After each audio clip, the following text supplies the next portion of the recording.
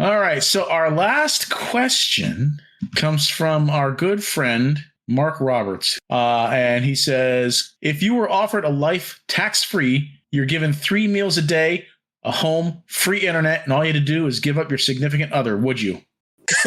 Jesus Christ. Yeah. Sign me up. How did I know that's how you were going to answer? Where do you go for that? Is there like a dark web fucking page that I can put my name in on a list? Christ. Oh my God.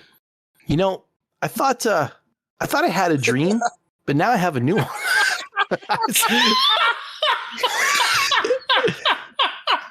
Thought I had goals and directions for my life, but this is enlightening me to something completely new. Where and how can I accomplish this, man? Whew. I guess prison, right? What's the question? You know what my question was. For what? That's the list. 3 meals a day, no free house, free internet, tax free. What, my significant other? Nah, I'm good. I like my wife. I love my wife. I like my wife. Good save there, Josh. Yeah.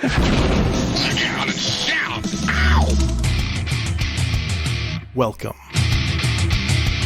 You have now tuned in to the Blackout and Shout podcast with your host, Mike Kincaid. Can I tell you that Baby Yoda just annoys the shit out of me? Because you haven't watched The Mandalorian. Oh, look at Baby Yoda, so cute. Levy Curry. Some people do all sorts of crazy stuff, like dinosaur romance novels. Those are really a thing. Taken by the T-Rex. A billionaire dinosaur forced me, ravaged by the raptors. I wonder if there's audiobooks of them. And Jed Vargo. He was always like well known for wearing the Nazi outfit on. Captain Kangaroo? Captain Kangaroo. Didn't he have the... No. And he did not dress up as a Nazi either. So sit back. Mike, are you... Listen to me. Relax. Say transform and roll out. And enjoy the show. All right, so welcome everyone to episode 155 of the wonderfully famous Black and Shout show, starring yours truly, Jed Vargo, and to my virtual crisscross, none other than the famous Levy Curry. Let's give a round of applause for Levy Curry. He deserves those applause. Please, I'm not as famous as you'd like me to, or that you making me out to be. And guest hosting this evening, once again, back from 2-week hiatus, Josh Lawrence, everyone. Give Josh Lawrence an applause. It's me again. We should start giving him a guest hosting. I'm sorry, regular hosting credit. Yeah, right. Yeah, it's like when you're on when there's a guest star that's on the TV show for like the past season, and then the new season they give him like credits. Like SNL. Yep. Like he was a featured performer. He was a featured host. Damn, right. I can't speak. He was a featured host, and now he's part of the regular cast. Mm-hmm. Yep. I'm just kidding, Josh. You'll never be part of the regular cast. I know. You guys just can't get rid of me though. It's all right. Wow. Wowzers. Oh man. I'm like fucking herpes, man. I just don't go away. I was here. Wow. You just flare up from time to time. Yep. Sometimes pussy, sometimes itchy, you know. Wow. Okay. This analogy went way too far. So speaking about flaring up there, Josh, tell us what you've been up to the past 2 weeks since the last show, and if you got anything cool that you want to share with us. Any news or shout outs or plugs or, deep thoughts? I got nothing, man. I got nothing the past 2 weeks. I've been working my ass off, saving up for TFCon. That's all I got, man. I got Jack and shit in that order. And Jack left town. Yeah, you did. So I just got shit. Well, that's easy. Yeah. All right. Well, hey, Levy, how about you? Get anything? I got a huge plugs. I got a huge vet bill. Ooh. I thought you were going to say something else. Got a huge something. Well, okay, yeah, vet. Yeah. Cool. Yeah, huge vet bill yesterday because we took Maisie in to get veterinarian. Yeah, no, we took Maisie in to get spayed yesterday. So, Wait, did you adopt her? well, we got her from one of my coworkers. Oh, okay. So when we adopted Rhea, that she was already spayed when we got her. Oh, well, thanks a lot, Mr. Fancy Pants. What? It's not being fancy. It's gone through an adoption agency. I don't know. I'm just jealous that I had to pay a huge vet bill and you didn't. Oh no! We took Rhea to the vet on a Tuesday to get her boosters and everything, and that was a couple $100. Well, good. I'm glad. Yeah, and we got her a new kennel too, which was another $100 something. Wow. Suck it, bitch. So I dropped her off yesterday morning. They were done pretty early, but I had to wait till after I got done with work to pick her up. Right. She was pretty out of it last night, so she just kind of drugs. That, and I think she was definitely in pain and stuff like that, because when we got home, April made some dinner and I was just sitting on the couch with her, and I picked her up and put her on my chest and was holding her, and I could just hear her crying, like whining, and she's never done that before. So it was just like this faint little whining sound. So I knew she wasn't feeling good. But she's a lot better today. She was actually most of the day she spent sleeping on the couch with me. I was sitting there just watching some TV and shit. But after a while, she perked up and was pretty much back to her normal self. So she's doing good. But I don't think I really. I didn't get it yet, but I have Mayfex MCU Captain Karen on the way. Should be getting here Monday. You say Captain Karen? Yeah. Who's Captain Karen? Captain Marvel. Oh. With her Karen haircut from Endgame. Yeah, I should have mentioned it was the Endgame version. Got it. Yeah. So. Your white Twitter accounts are being created right now. What? I said you're the reason why Twitter accounts are being made right now. Oh, really? Yeah. Cool. Just because of things like that. I don't even know why I bought the figure. I'm not really that big of a fan of MCU Captain Marvel. Right. So I don't know why I bought it, but I mean, it looks cool enough. I saw the Hot Toys pop up on Omnium, and it was cheap. It was for Captain Marvel. Yeah, it was $110 or something like that. It was really cheap. Did you still not buy it? It's not an Iron Man suit. Not gonna get it. Yeah, it's gotta be. If she was in an Iron Man suit, you would get it. Maybe if it was 50, I might. Wow, that's highway robbery right there. You're paying the $20-$30 shipping, Mm-hmm. So. Yeah, that's a sub $100 purchase right there. Oh. And it's just and they had a Black Widow was also posted from Winter Soldier. That version. I would have picked that one up. Yeah, I would have too. And I went to go and I watched the review, and I was like, oh, and I forget who it was. It was Anthony Sims. I think it was the review that I watched. Yeah. And he was like, I don't care what you say. He's like, it's a doll. He's like, this is a doll. He's like, I bought a doll. He's like, I have to comb her hair because it gets naughty if you don't.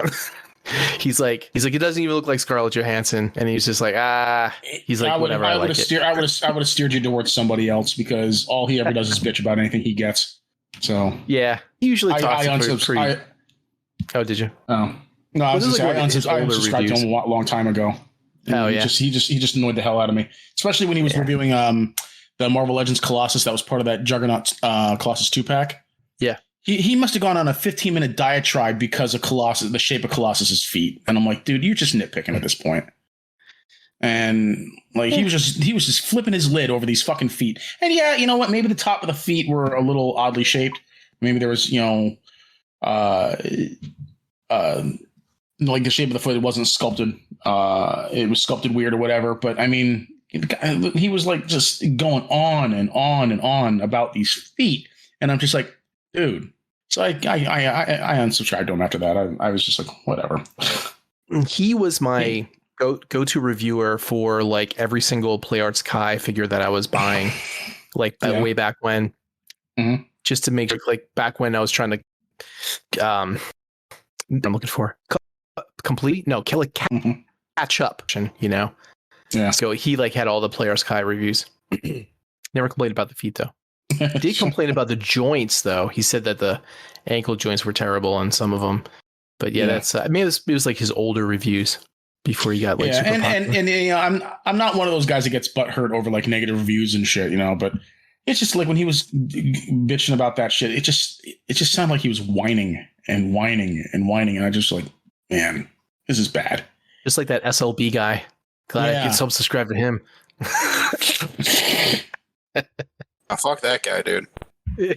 Right? He doesn't do fucking reviews anymore. He just fell off the face of the earth, man. I know. Reviews are trash anyways. Probably too much cocaine and hookers. I, for one, liked SLB vlog, whatever. Yeah. You want to try that one more time? I liked his reviews. Hey there. Yeah. Yeah. I think he should get back into it because, you know, he was good at it. Oh, I was going to say we should do like a memoriam thing for him. Reviewers we lost in 2022. SLB vlog.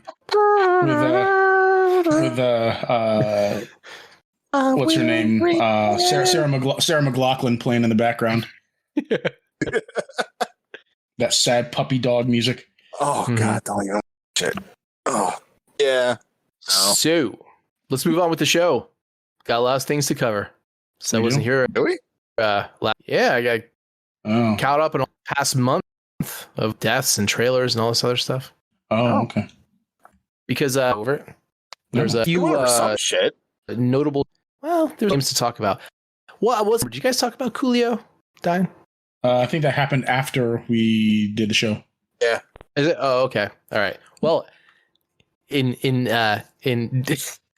Blackout and Shout, it's breaking news. Coolio passed away.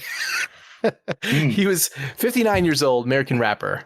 He won a Grammy in 1996. You guys know that? Yes, I did. All right. So just checking on that one. Let's start from the top here.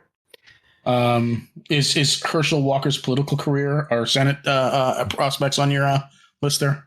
No, because I have no knowledge of that. I stay away from political things. It makes my life a lot less stress-free. Oh, well, he's very, very he's running as a Republican, and he's taken his political or his official position on abortion is that no exceptions should not be done, even if the mother's life is in danger. And it came out this week that he paid for an abortion for his mistress. And she brought she brought receipts too with a picture of his signed check with his signature on it. And he claimed, when the news broke, he claimed he didn't know the woman. She was just extorting him. And then the next day it came out that she's the mother of one of his other children. His son, who's a staunch conservative political commentator in his own right. He's fairly well known in those circles, from what I understand. Like I said, I don't really follow this stuff all that much, but he lambasted his father because I guess he was supporting him, but up to this point, I guess this was the final straw, and he basically just lambasted him, told him that he ruined his family's lives, and he's a liar, and he just laid into him, just verbally laid into him. Wow.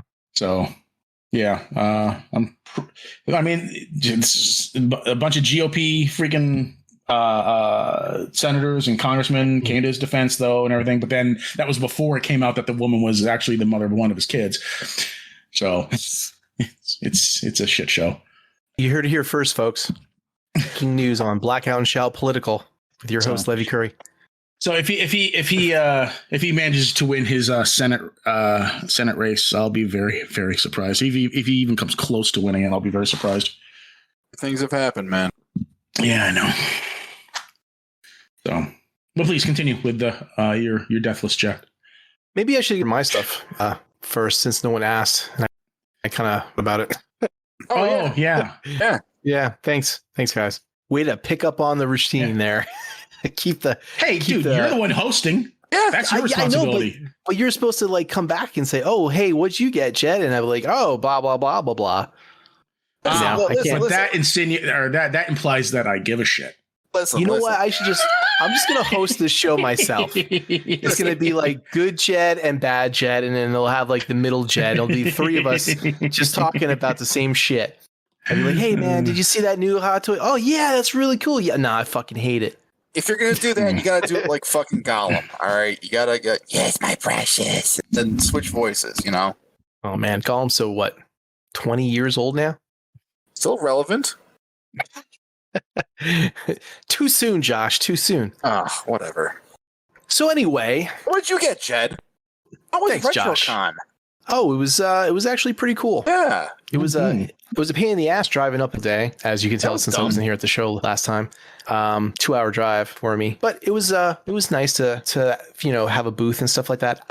I was really worried about people not wanting to wait around to have their prints printed out, but I only had one Karen who threw her nose up in the air, gave me the and then walked away. But everybody else was okay with it. They just walked around and got their stuff and then came back. Was she of the rank of captain? No, but Corporal. I said, you have like a 35-minute wait, because I had 5 or 7 orders in already, the pipeline. And she's just like, I'm like, well, I see you could always, as I was saying, you could go to the website, free shipping this weekend. And she didn't let out, and she just cantered, Do you remember what print she bought? Was it a Brother Kyle she didn't print? buy any. She didn't buy any. That's what I'm saying. She didn't want to wait. She wanted it then and now. That was it. So anyway, order. Don't you understand, bitch? Jesus fucking Christ. It's just one of those things, where I get it, but it wasn't my your business model. Right. So but it went okay. I mean, making if they would have bought all of my art, then I would have made pretty good money, but they didn't. It was I think only 5 people bought my art, and because I have 8 or 9 artists besides myself on the site. So luckily I sold a whole bunch of my 80s stuff and other stuff that I had. These 2 guys came and they bought all my old consoles, Levy. They bought my Xbox 360, PS2, my Wii. They gave me and all my game stuff. Give me $200 for everything. I was more than happy to take. Cool. Now now when they go back and they find out they're all modded, what's this? What do you mean I need the Devil May Cry demo CD for this to work? That's an old PS2 mod joke for all you folks out there that had them. Yeah. But I sold a bunch of stuff. It was fun. I fired Brother Kyle 3 times. He arrived tardy each day. Hanging out with us will do that, I guess. Yeah. And since he was hanging with Venus, was it Terzo? Is that her last name? Yeah, Venus Terzo. Yeah.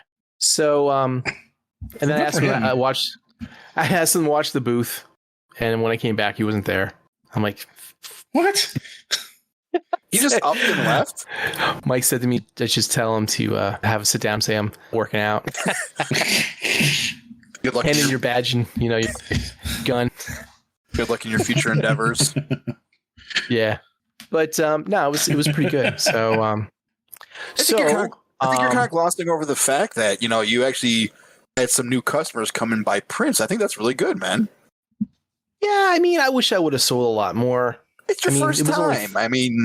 It was 30 prints, for the weekend, and it was really busy on one point on Saturday, and then it's just really slow drag and a trickle. Yeah. So, I mean, the table and everything was $180.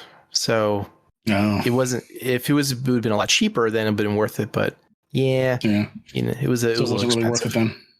No, not with all the time spent, driving back and forth. If I lived down the street, But yeah, I think like I said before, like my business model is more online. It's like a lot better that way.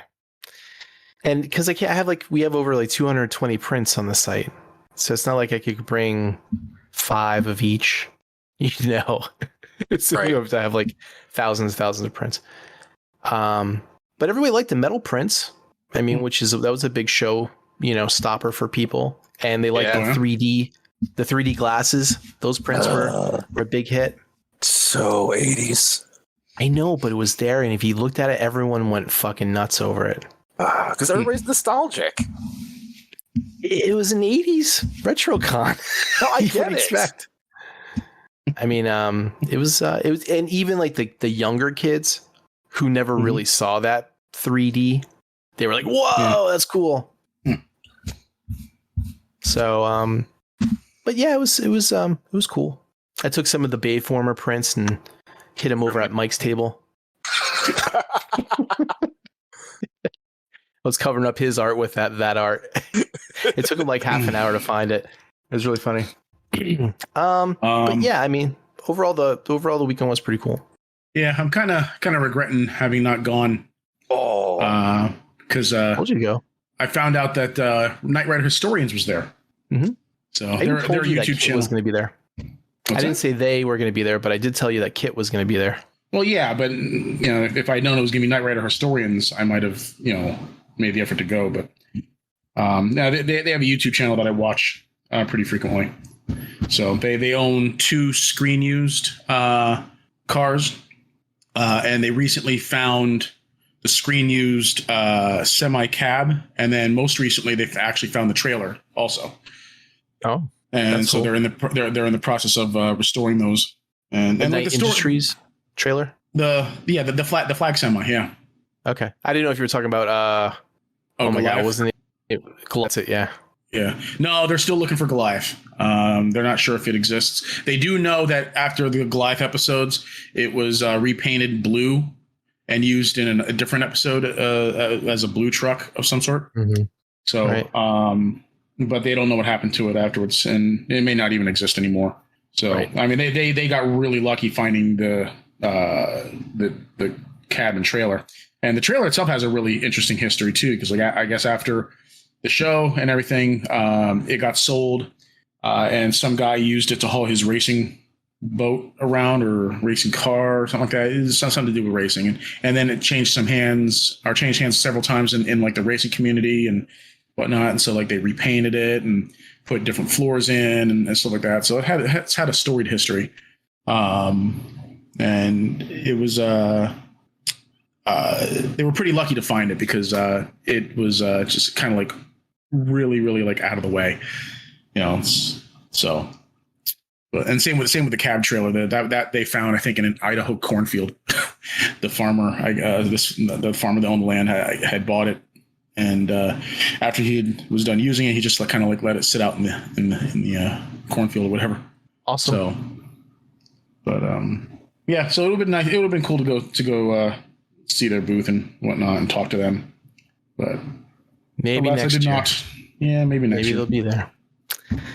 So, another big Hidden Toys news. I am now officially a LLC, which is awesome. What does that mean? That means I have a business, like a legal business in Pennsylvania. I see. A limited license, and all that stuff. Yeah. Now, does that mean that you have to report your profits then? Oh yeah, all that stuff. It's if you're like a sole proprietor versus like having an LLC, then that way it kind of protects you from limited liability. So, but yeah, but no, there's a lot of other cool things. So, but yeah, I got to get all my permits and bank accounts and all that stuff set up yet too. But yeah, I am a business owner, which is kind of cool. Now I can now I can go and I can go hit up all the big names and ask them if they want to join the site. Oh, the big names. I have. I don't think Casey he's Cole or bigger than Brother Kyle, man. there is Levy Curry. Might have to ask him. Speaking of people that don't do things anymore, Levy has done photography and how long? Come on now. Oh, what? Wow, he really burned you on that one, dude. Woo. I felt the stab of pain from here. Lovey. So, Let's see. So, I got my first pop-up parade figure. It's like a statue. pop-up parade. Yeah, it's a little mini statue, like 6'7" figure. Mhm. It's like I can't remember if it's I can't remember what company it is, if it's Bandai or if it's Good Smile or whatever, but it's basically it's like the anime characters and stuff where there's like no articulation. You just kind of stand up, but it's for like a lot of those characters where will probably never get figures of them. Mhm. So they kind of have like, it's like a figure. It just doesn't move. So I but it's see. like kind of the same scale and everything. Mhm. But that was kind of cool. And they're only like $20. So they're pretty affordable. What are they made out of? I got, Like PVC? I'm going to say PVC probably, but they're sculpted really well. I got the Bright Arts, like the colored die cast, like minifigures they came out with. They're really cool. Like Cactar and Toonberry from C7. They're all like shiny and heavy and stuff. I got Yuffie, Play Arts Kai. Oh, I got a new roof today. Oh, My yay. roof repaired. Oh. Yeah. I was up this early this morning. They were here at like 6:30 banging on the roof, ripping it apart and shit. But yeah, no more leaks, so that's good. Just an FYI for all you homeowners out there, just remember to get your roof checked all the time because your home insurance ain't probably going to cover it unless it's wind damage or hail. That's what happened to me. I had Wind hail damage. and hail? No, just wind damage and hail. But they just replaced my shingles. They didn't replace the wood. The fuck Wood? what the fuck's it? A house made out of candy. Plywood. Yeah. Right. I had the vent replaced too, like that I forget what they call it. It runs along the whole peak of the house. It's like the roofing vent or whatever. That was leaking. Apparently after about 15 years, houses start to leak that because your nails get rusty and shit. So I had that ripped out and replaced. Levy, didn't you have a roof done too? Yeah, a while back. But you have like a repair or did you get a whole new one? Had the shingles replaced. Oh, okay. Look at that. We're all in that same group of people who had our roofs replaced. Mm-hmm. What a weird group. Anyway, so fuck you, John Bailey. And word from our sponsor. Hidden Toys. Imagination on display. For all your robot and superhero and nature and landscape photos. Check out hiddentoys.net. Go there now. Turn this off. Oh, that's the other thing too. I started putting up photography, and Brother Kyle has one up too of like landscape stuff and nature. So like like real regular photography, like the boring stuff that people hang up in their office. Yeah. So doesn't always have to be toys, Josh. I know. There's CGI renders up there too. But the website is Hidden Toys. And there's no toys in those photos. They're hidden. Well, then don't fucking buy them, dude. Fucking click past. Just keep going. I don't need this type of negativity. Sorry. My mouth shut. No, it's just like a lot of us all have that. Candace, Brother Kyle, Doors, myself, Yorgis, everybody has like a whole bunch of like cool landscape stuff, and it would be a shame if it was just like sitting there on someone's hard drive and not, being seen. So let's go on to the deaths now. Yeah. Yes. Yeah, we're All going back too because we started. Now we're going back. And we already covered Coolio. Right. Judy Tenuta. She was 72 years old. She was a comedian and actress on the Weird Al show, and a musician. She died of ovarian cancer. Do you guys remember who she was? No, but I was literally just looking at a post on Facebook about her. Yeah, she used to be a stand-up comedian. She used to have like this really long, like brown curly hair, and she used to like dress up like a kind of like a wood like goddess type of thing. And she'd come out with like an accordion, and she'd be like chewing gum and shit like that. And she's like, "What's up, pigs?" What was her name again? Judy Tenuta, Tenuta. I think she might have been UHF, but can't remember. I think she was. I totally remember her. Yeah, she was really funny. I didn't know she was that old. But I think her and Weird Al were like pretty good friends. Yeah. But yeah, so she died. Lenny Lipton. Anybody know who Lenny Lipton is? No. Lenny was 82 years old. He was an American poet and lyricist. He wrote Puff the Magic Dragon. No fucking way. He died of brain cancer. Dude. So, like, when I was a kid and I couldn't sleep at night, so I remember as a kid, like, Peter, Paul, and Mary sang that song. It made it, I want to say, famous. And my mom, like, if I couldn't sleep at night, my mom would come into my bedroom with her classical guitar and play Puff the Magic Dragon. Cool. I would fall That's right awesome. the fuck to sleep. Oh, that sucks. Good song. Levy, do you have any Puff the Magic Dragon stories? No, No. Okay. I just know. I just know the song. Right. I wonder if that was actually written about Magic fucking. Dragon live by the sea All right, stop. This is an open mic night. and frolic in the autumn mist in a land called Holly. I got server mute powers. Someone once said that it was written about marijuana. Oh, no shit. The Magic Dragon? Come on now. What if that's true? Anyway, Loretta Lynn died. Yes. She was 90 years old. That name sounds familiar. Hall of Fame country singer and songwriter. She won a Grammy in 1972, 2004, and 2010. 3 times. Wow. If you don't know who Loretta Lynn is, Josh, I don't even listen to country, I don't either. and I know that name. I said it sounded familiar. Moving right along. Ken Starr died. 76 years old, American lawyer. I saw that. Well, the Whitewater controversy. Judge of U.S. Court for Appeals. Controversy? Controversy, yes.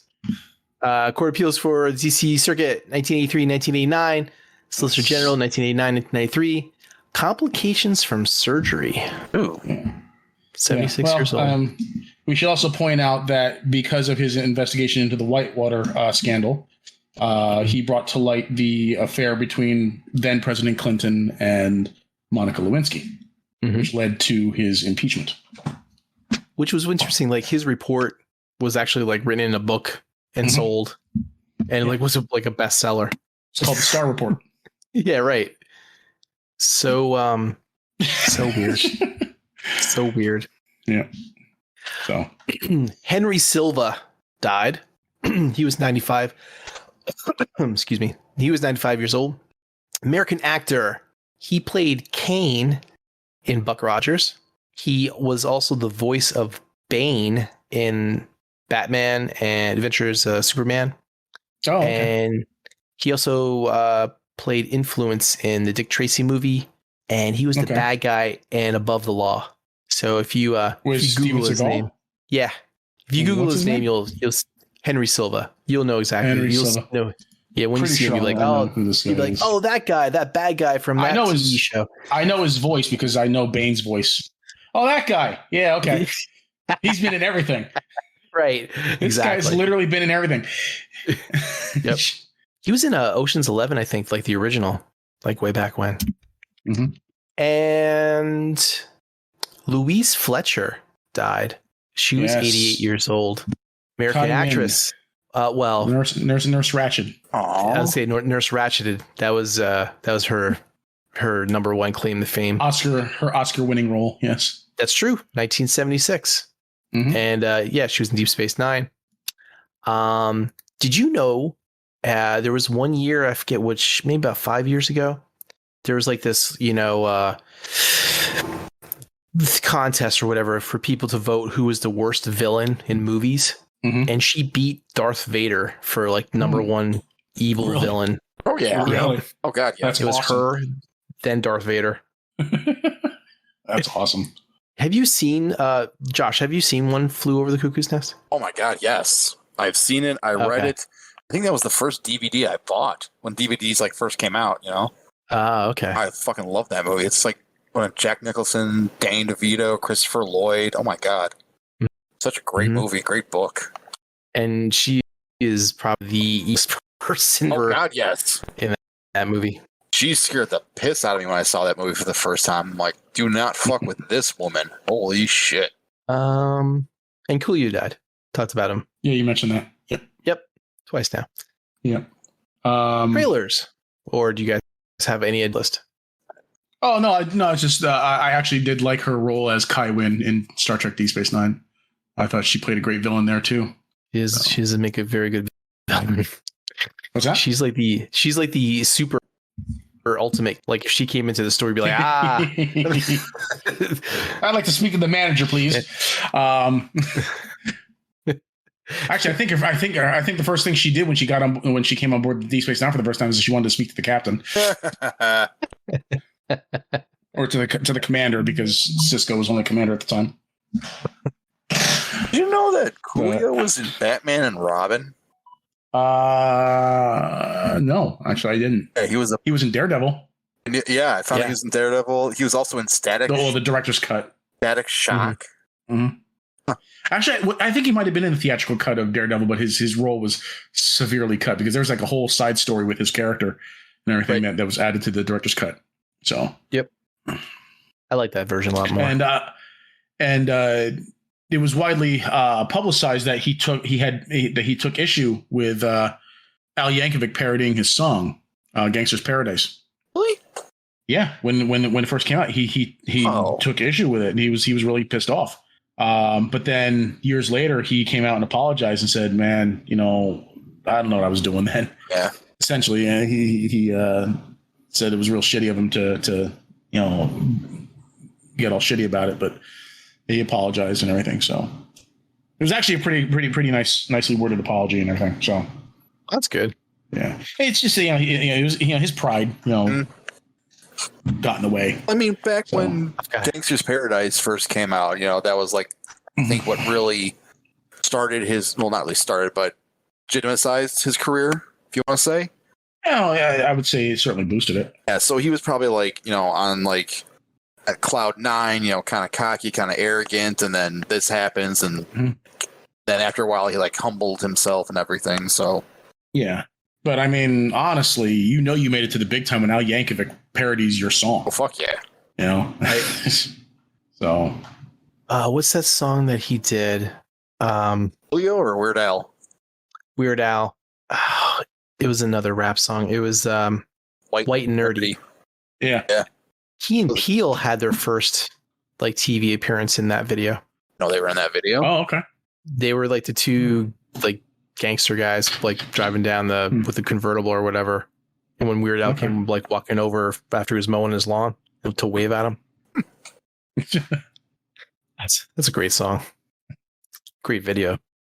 Actually, I think Judy Tenuta was in the Gangster's Paradise video, if I remember right. Anyway, trailers. You guys watch all the trailers? Yes. I did not watch that last trailer that you posted like an hour ago. I didn't watch it either. Didn't know about it till now. What do you guys want to talk about first? Which one do you want to talk about first? Well, let's go with the first one there. Violent Night. Oh, can we do this one last? I got so much to say about this. Okay, we'll do that one last then. Cabinet of Curiosities. That looks interesting. Yes. When I first started watching the trailer, I thought this was like one of those deals of what was it? That show that Jonathan Frakes hosted. Right. Beyond Belief, Factor Fish. I thought it was gonna be one of those kinds of shows, where except it's got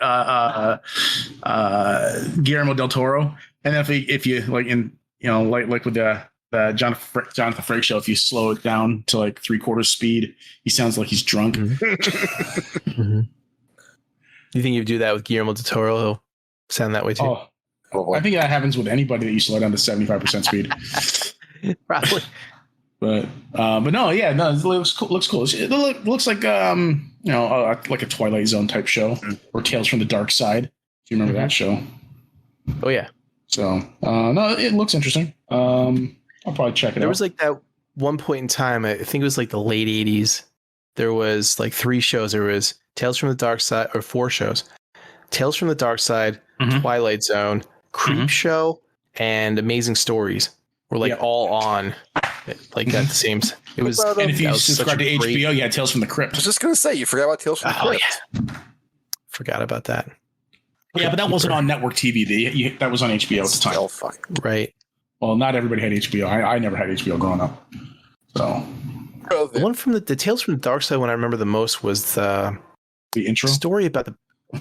No, the That intro kid, was scary. somebody was telling the grandfather. Or somebody was telling the kid about. It was like a Christmas special, and there's something about like if you weren't good, this thing would come and you hear these wings beating, flapping, and eventually they would get to you. And I remember the parents they were talking about how I forget what it was, like they stole a lot of money from people's fucking pension funds or some shit. And like these two big black claws smashed through the window and grabbed each of the parents and pulled them out. Just for some reason that emotionally scarred me. Oh, there was the other one called Monsters. Remember that one? No? I don't remember that one either. It was an anthology type of show. They had one where somebody found like a dinosaur egg or something like that. It was still preserved. And it hatched. And like a raptor came out and was like, killing everybody in like in this I don't know if it was like a research station or something like that. And then at the end they heard this, like they finally got to the radio room and they were calling for like Mayday. And they found out like that these eggs were hatching like all over the planet, and like the dinosaurs were coming back to take over the planet again. No, never heard of that. Do you remember Friday the 13th, the series? Yes. Oh yeah, It's terrible. Had nothing to do with Jason Voorhees. Was it like a Needful Things type of thing? Yeah, it was like an Evil Things kind of thing. Like this guy inherits this store from his uncle or father or somebody. And they were selling cursed items. And so the whole premise of the show is that him and this lady, romantic interest, were going around trying to get the cursed items back. So it was like just a way to make an anthology show framed around an overarching plot, I guess. Right. But I got into this cool. really deep conversation with this one guy at RetroCon. We were talking about the War of the Worlds TV show. Oh, yeah. You guys remember that? I remember that. Yep, my dad was a big fan of that one. We were talking about how it went from the first season, it was really good. And then the second season was like complete dog shit. Second season was the one where Adrian Paul joined the cast, right? Yeah. And they Iron Horse. That's why they killed Iron Horse or Colonel Iron Horse, and they brought in Adrian Paul. Come on now. And they Adrian Paul needs to stay in his lane and only star in shows about immortals. And the dude, the black dude in the wheelchair, they killed him off too. Yeah. Yep, I remember him too. But the guy that played Colonel Iron Horse was in Predator. Yeah. Yep. What were we saying? I can't remember the name of the guy that was the actor. It's like of what? Iron Horse? War of the Worlds. The main guy. So he was like a Harry Blackwell or something like that. Yeah. Generic white guy.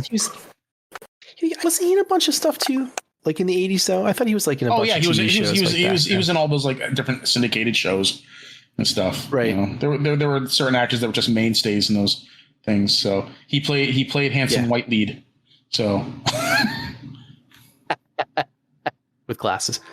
Yeah. From time to time. So speaking of old forgotten 80s shows, do you remember the show Misfits of Science? Oh yeah. It aired from 85 to 86. It starred another Predator alum, Cox. Peter Michael Hall. Is that his name? The real tall black guy. He had the power to shrink, right? Yep. He was the Predator. He's the guy that replaced Jean-Claude Van Damme. Mm-hmm. It's the Predator. But yeah, that was Courtney Cox's first network TV role, as I recall. And the one of the other main characters, who was the guy that he was the powerless scientist dude that brought everyone together. He was actually the son of Dean Martin. He was Dean Paul Martin Jr. Shit. And one of the reasons why the show was canceled after only a season is that in the off season, he was a member of the National Guard, and he was actually an F-4 fighter pilot. And in the off season, he died in a training mission, and when his plane crashed. Oh no! So yeah. So, but I guess either today or some recent date within like the last week or so, I think was like the 40th anniversary of or 35th anniversary or something like that of Misfits of Science or something, or some anniversary. So Cool. Wow. Yeah, it was a fun show. I enjoyed it. I was freaking 9-year-old kid in the 80s. Misfits of Science was right up my alley. So, and actually, my dad was really into sci-fi and everything too. So, I wanted to be the guy, whatever the guy's name was, Johnny Lightning or something like that, and you shoot the electric. Well, yeah, his name was Johnny, but in the first episode, he started singing "Johnny Be Good," but he was at a power plant, so he would charge himself up, and he was fighting off the cops while the others were trying to do their thing, which was pretty neat. So, there was also another show that just recently had an anniversary from the 80s called Manimal. Do you remember Manimal? Oh yes, we've talked about this many times. Oh, have we? Yeah. Yeah. Yes. The what's the episode we always bring up? The kung fu. The one where he was learning animal martial arts, and they had this big training montage. It was so bad. Yeah, I remember we talked about this already. So, was there 5 episods of that or something like that? People I think it might have been more, but yeah, they canceled it. It was so awful. But there was actually another show that crossed over with it long after its cancellation, and I can't remember what show it was. But the guy, no, but it was Right. Was it Forever Night? Maybe I can't remember. There was another show. Maybe I don't know. I don't think so. But there was another show that where I watched it religiously. The main character from Animal. The main character from Manimal showed up and was all friends with the main character of this other show. But then, I guess Manimal's daughter also was on the show, and she's the one that they had shape shifting and shit because I guess the old man retired. Remember that. You're right. That was. I remember. I'll have to look up what show it was. No, but if it was Forever Night, I might have. I don't think it was Manimal crossover. That was another one where they killed off a character in between seasons. They killed Skanky off, or Skank, or whatever his name was. Yeah, his partner. Nightman. Yeah. Don't know that one. Yeah, with that, I think that's what it was. It was a crossover with Nightman. Nightman was a superhero TV show from the 90s. And I was not that old to watch those movies in the 80s. I was gonna say, do you watch any of these shows at all? I've heard of them, but I never partook. I remember going back watching Tales from the Crypt a couple episodes when I was younger, scared shitless. It was on HBO, and then growing up watching Tales from the Crypt. What was that movie? The first movie that came out with Billy's. What was that movie with the Tales from the Crypt movie? The first one, Fright Night? No, not Fright Night.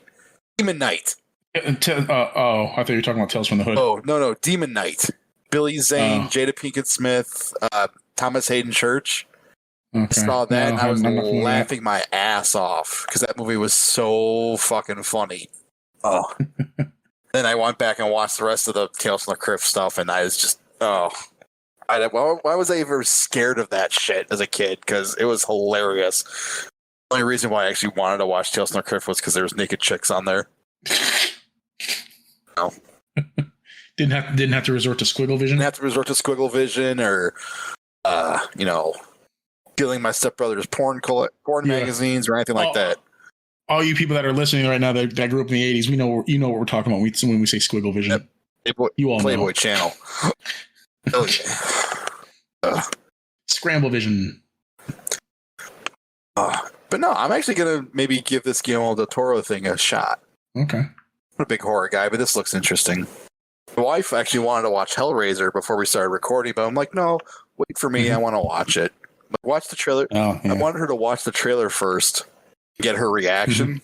Yeah. At the very end, she's like, Hellraiser's not a girl. I'm like, well, no, first off, it's Pinhead, not Hellraiser. Secondly, I guess this was the original thought, the original concept of Pinhead.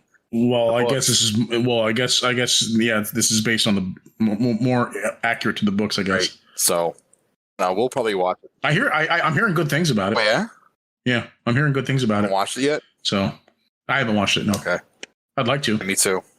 Like I said, I'm not a big horror guy, but this looks interesting enough to watch. I was never a really big fan of the Hellraiser films. They didn't really grab me. Oh. I mean, the Cenobites were cool, and all the chains and the flesh ripping and all that shit. That was kind of cool, but I don't know. The movies just never really grabbed me. Yeah, me too. I thought the whole thing with the puzzle box was cool, but do you remember the movie Wishmaster? Vaguely. I love that. That first movie is a huge guilty pleasure of mine. Oh god, what? I never watched the sequels, but I heard they were shit. But that first fucking Wishmaster movie, I thought that movie's great. It was a big name. Such a great campy classic. There was a big name actor in that, wasn't there? Oh god, I don't know. Maybe he was in one of the sequels. It was like one of his first. Yeah, let's go to the interwebs. Wishmaster. 1997? Is that the one you're talking? The Wes Craven? Yeah. Andrew DeVoff played the Djinn. Apparently Robert Englund was in it. I don't remember that. Maybe I'm thinking of somebody else. I thought there was somebody famous in these movies, but I guess not. What, Wishmaster? Yeah. The guy that played the Wishmaster was sort of famous. Really? I don't think I recall seeing him in anything else. Oh, he was like in a bunch of stuff. Andrew DeVoff. Oh, Tony Todd was in it. I remember that. That was Robert Englund. That's it. Didn't I mentioned Robert Englund. Oh. Yeah, I mentioned Robert Englund. Too busy doing other things. Look up the dude that played the Wishmaster guy. He was in, he was in Andrew DeVoff. Yeah, he was in a bunch of stuff, wasn't he? That might have been. I don't remember. Force One. Oh, he played the main terrorist in Toy Soldiers. Okay. There you go. I knew there was something else. That was a really good movie too back then. Toy Soldiers was a great movie. Yeah. Plus, you got to see Will Wheaton get shot. Spoilers. Shut up, Wesley.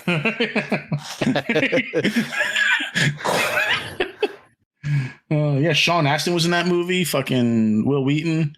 This guy, fucking Michael Champion. You probably don't know who he is. I just love that name, Michael Champion. Such a great fucking name. I should change my name to Levy Champion. I'm changing my name to that in the freaking chat right now. And I will be Jed Steele. I will do that. Do you guys remember Automan? Yes. That show was so, I mean, it was another one of those shows just like Manimal. When I watched it when I was a kid, I thought it was fucking awesome. I watched it on Sci-Fi Channel like 2 decades later. It's like, holy shit, this show sucks. It was a Lambo that he drove? Yeah, I think it was like a modified Countach, or at least it might have been just like a body kit. I don't think they probably had the budget to do a real Countach. Funny story about this. Not funny, but they used the same technology, which was just reflective tape for like the whole neon thing. Mm-hmm. The same thing they'd use for the lightsabers back in the original Star Wars. And wasn't that the same what they used with Tron? Because the effect looked very similar. Tron. You know what? That's a good question. I don't know. No, I don't. Maybe not, because they had different colors, I think, or maybe I don't know. I know Tron was like one of the first like true CGI like films that they did. Yeah, but like the costumes and everything that the human character the programs wore. Like I know like the vehicles and everything were CGI, but probably I would think that they probably used the same thing. Yeah, I was gonna say because it's a very similar effect to what Automan was doing. Right. So how about Knock at the Cabin? This M. Night Shyamalan movie? Yeah.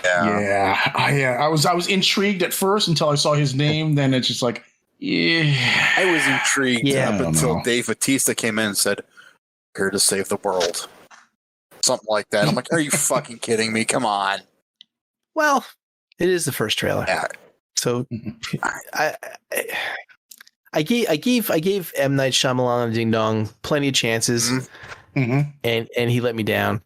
Like after he had Mel Gibson and Joaquin Phoenix in a movie, and it didn't work. How can you not have those good back then? Those really good actors, you know. And after that, it was just kind of downhill.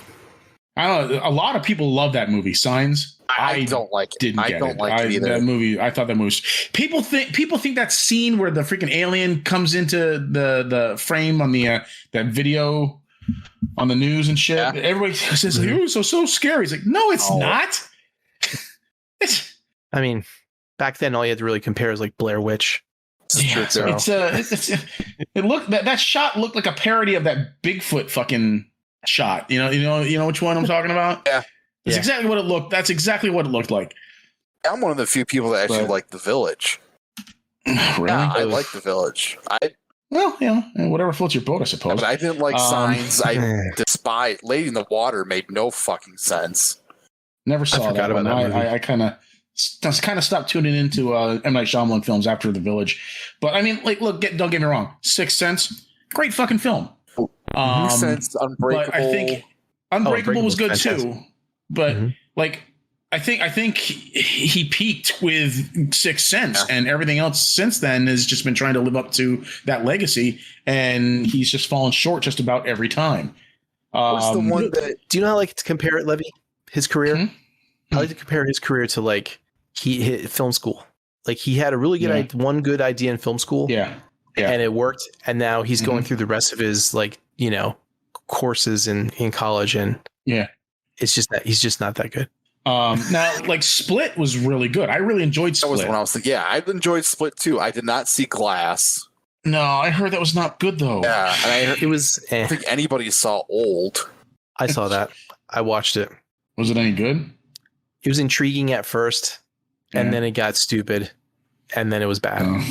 Yeah, and I'll never forgive him for Avatar: The Last Airbender. Nobody will. Ever. Nobody I will will. never forget. He took one of my favorite shows and just shit all over it. He took a big steaming dump on it. Like, no respect for the source material. It's terrible. The fuck was that one with Mark Wahlberg? Too. I watched that one. The Happening. That was dumb. The Happening. No. Whole premise was stupid. Tour de force of acting right there. Fucking Mark Wahlberg. Don't forget, he also did After Earth with Will Smith. Yeah. Did he do that? Yeah.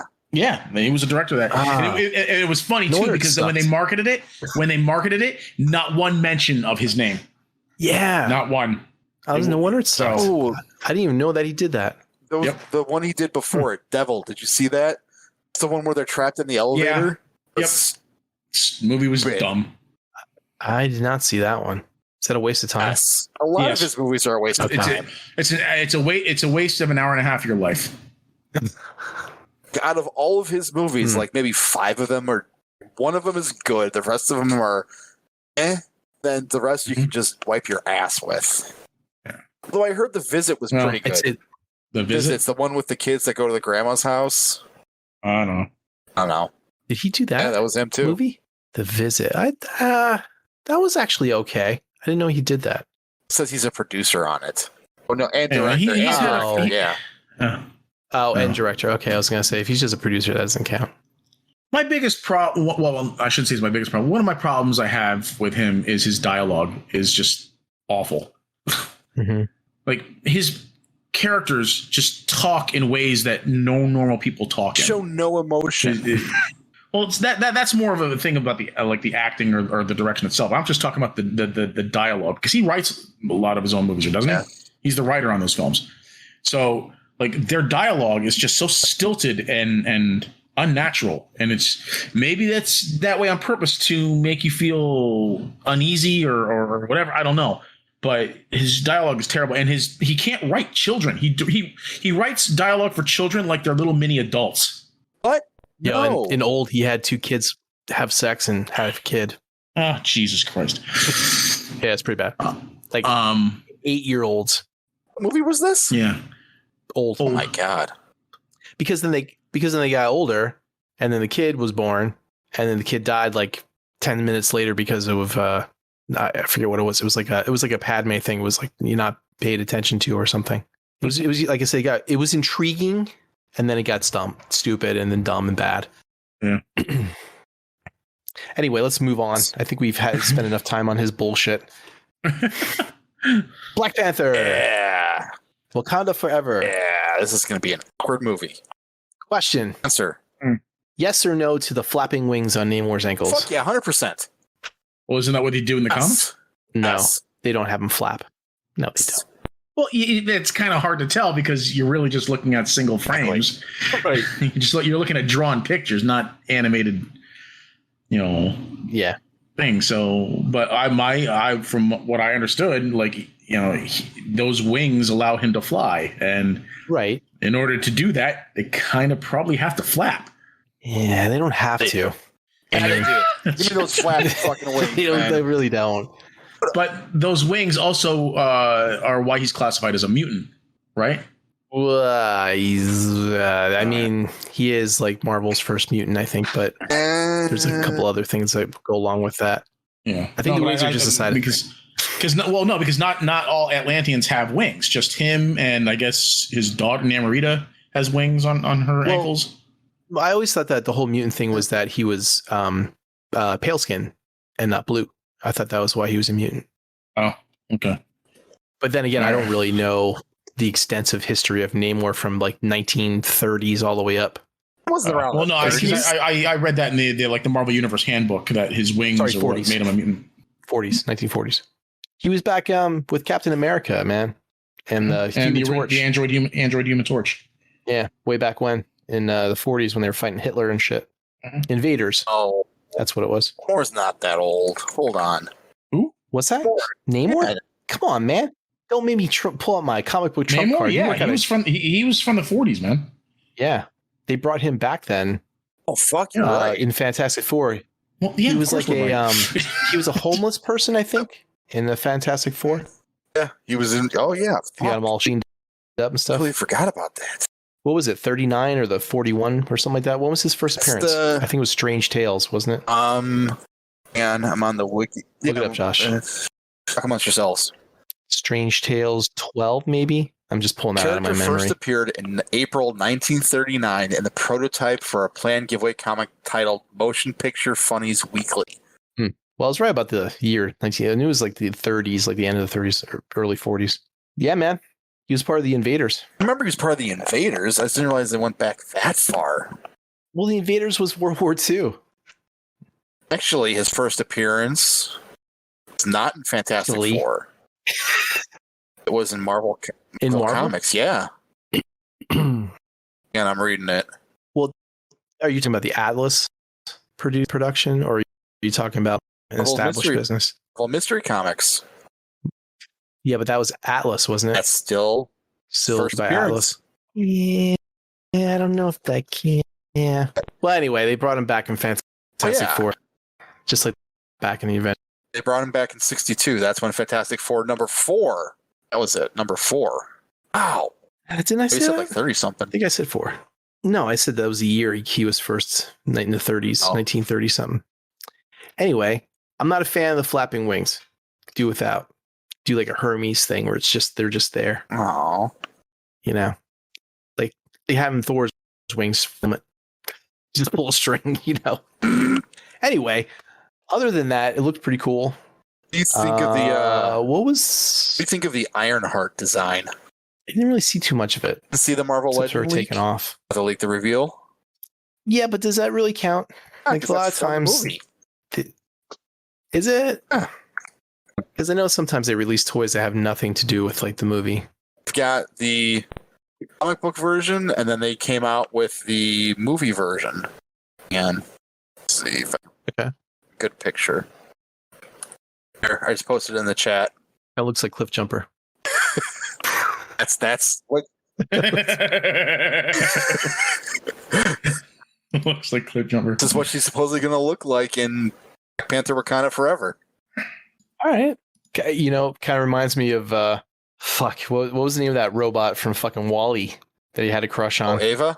Ava. There you go. Eva all powered up. It's kind of cool that the second picture I posted, her backpack, it's like in the shape of a heart. That's kind of cool. A Wait, heart? her backpack. Are those two pieces up on her right At her shoulder? shoulders when they're plugged in. Well, no. Yeah. No. On the first picture there with all of the accessories, those two things on the Up left. next to her shoulder there. Yeah, those look like car doors. They do. That's why I said Cliff Jumper. Anyway, I'd like to see it. I'm still kind of trying to figure out exactly what is happening, I guess, with her, why she's there. She and all that stuff. Apparently probably has some kind of internship in Wakanda. I'm being completely serious. Did you guys watch the latest episode of She-Hulk? Yes. Yeah, well, didn't that dude have an internship there too or something? Dude. The frog guy? No, the guy that has all the money that he was trying to pick up She-Hulk. Yeah, that guy. Yeah, that guy. That has this. The one that called her a specimen. He was like, Wakanda forever. Oh, Yeah. he's probably That's right, some you call it trust fund baby or something like that. Right. No, that seems Anything pretty else? funny. Anything else you guys want to say about Black Panther? No, it looks like it's gonna be good. I'm just interested to see, Excited like, for you know, the MCU debut of Namor, Atuma, you know, Shuri in Black Panther garb, you know. I thought at first like Hawkeye was going to be in it because I saw his car, and then I found out that what's her name was driving it. Is that? Who? The chick from Walking Dead. What's her name? Oh. So it's something with the L, I think. Okoye. Okoye. Oh, that's it. Okay, Well, that's her character's name. Okoye. Yeah. But yeah, I saw that. So it looks like the same as that car that he had. Okay. Anyway, Super Mario Brothers. I'm gonna get shit for this. I think it looks good. What Jason said. Oh man, I make Why are you getting shit? Why are you getting everybody's shit? pissed off about Chris Pratt's Mario. Blah, blah. Like, who fucking cares who voices him? Seriously, get over it. Not gonna get the original voice actor to fucking voice Mario in a movie produced by a big. No, just shut the fuck up. Go enjoy the movie. If he was still alive, I would love to have seen Captain Lou Albano. Yeah. Looks true to the source. I mean, I'll give it that. It looks amusing. Like, I was laughing my ass off the first like minute of the trailer when Bowser's the scene with the penguin was pretty funny. Was. That's the reason. Do you yield? My kids liked it a lot, so Yeah, I think it's focused for them. Not you. It's not my thing. I was never a big Mario Brothers fan anyway, so Come on. Everybody loves Super Mario Brothers. I have other. Levy just platformers hates I'd rather play. Nintendo. He just does not like Nintendo. Oh, I love Anything- Nintendo games. I like Nintendo Just games. The company. I just hate the company. Right. I don't hate Mario though. I don't hate Super Mario Brothers. I mean, actually, Super Mario World was a fucking great game. I actually, 100% completed that one. But I always like the Paper Marios. Those are my favorites. Yeah. I just never got that deep into like any other the Super Mario games. I just never really felt the need to play Mario them. Kart? So, don't care. Now, Mike will tell you Mario Kart's like the greatest game ever made. That's all he plays. Yeah. So, but I couldn't care less about Mario Kart. So let's move on to the good one. How about the Legends of Vox Machina season 2 first look? yeah, that's it's pretty cool. That when that tower fell, that was like taken right out of the live game. They the way Matt Mercer described that whole scene and everything, and was it Vorgal is the white dragon, I think, and he knocked that tower down and everything. Yeah, I just remember all of that, the way he described it and everything. So I'm looking forward to the second season. The Chroma Conclave arc has been pretty good so far. I'm gonna try to see if I can get done with the show and then watch the cartoon, so I don't like kind of spoil it for myself. You got until January, right? Yeah, I get another 20 episodes or something like that before it's over. That arc. Did you see that they they confirmed season 3? Oh yeah, they've been greenlit for season 3. Yeah. How many episodes So they can do? great. Do they get more episodes, or they can do the same number every season? I don't know. Well, the I don't know. Chroma thing, that's pretty long, but they might cut a lot out of it. Oh, the Chroma Conclave arc. Yeah, it's been pretty long so far. I mean, excuse me. I think the Briarwood arc, that was from episode 25, 26. I think that ended like in the upper 30s. It wasn't super long. Yeah, but the Chroma Conclave arc, I think, is like well over like 30 episodes itself. Holy shit. So Let me see here. 30 episodes of Critical Role, which is like, 3-4 hour episodes. So there's 5 arcs. Mm-hmm. Chroma Conclave starts at 39 and is over at 83. Okay. So it's very long. Over 40 episodes. Yeah. So, and the Briarwoods arc was from 24 to 38. Yeah. So maybe they'll do maybe as long. season 2 and 3. Maybe season 2 and 3 will be the Chroma Conclave. I would think that's what would have to be, because there's just so much there. Yeah. I'm on episode 63. That's where I'm at. The Echo Tree. I'm not too far behind you. I'm at 61 right now. Moonbrush. Yeah. Cool. I'm almost done with that one. And I guess like their 62 is another live episode. Yes. So very funny. I just remember my favorite line for the first season. Mm-hmm. Fuck is a zipper twat? It's a ziggurat. Oh.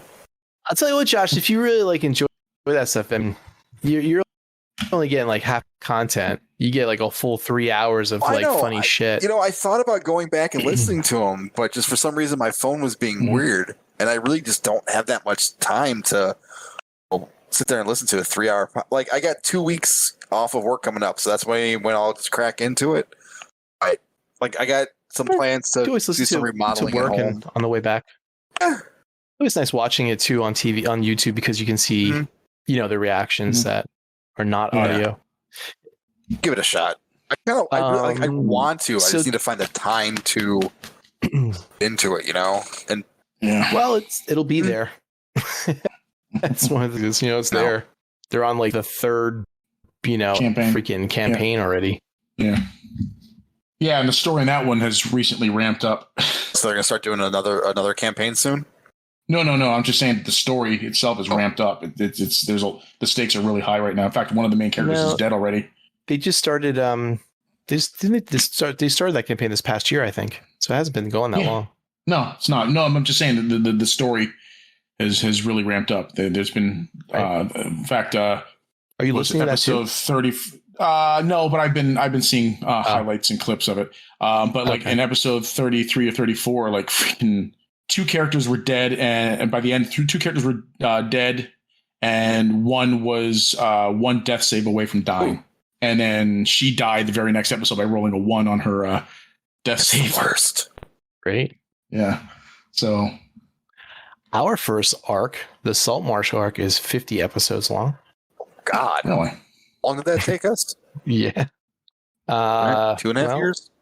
Let's see. Session 1 was... Where is it? I'm out of order. Session 1 was... That's not right. 8/14/2019. Wow. Mm-hmm. And session 50 was 7/27/21. So almost 2 years. Yeah. Now there was a big hiatus where I wasn't able to play. Right. So. Yeah, we had and then Nate wasn't playing for a little bit there too because of the birth of his kids and stuff like that. But yeah, so the Icewind Dale one that's 30 sessions already. Mm-hmm. Just this past week was session 30. Yeah. And Saltmarsh was a fraction of the size of Icewind. Yeah. So we'll probably be like 200 sessions in and maybe halfway. Mm-hmm. Yeah.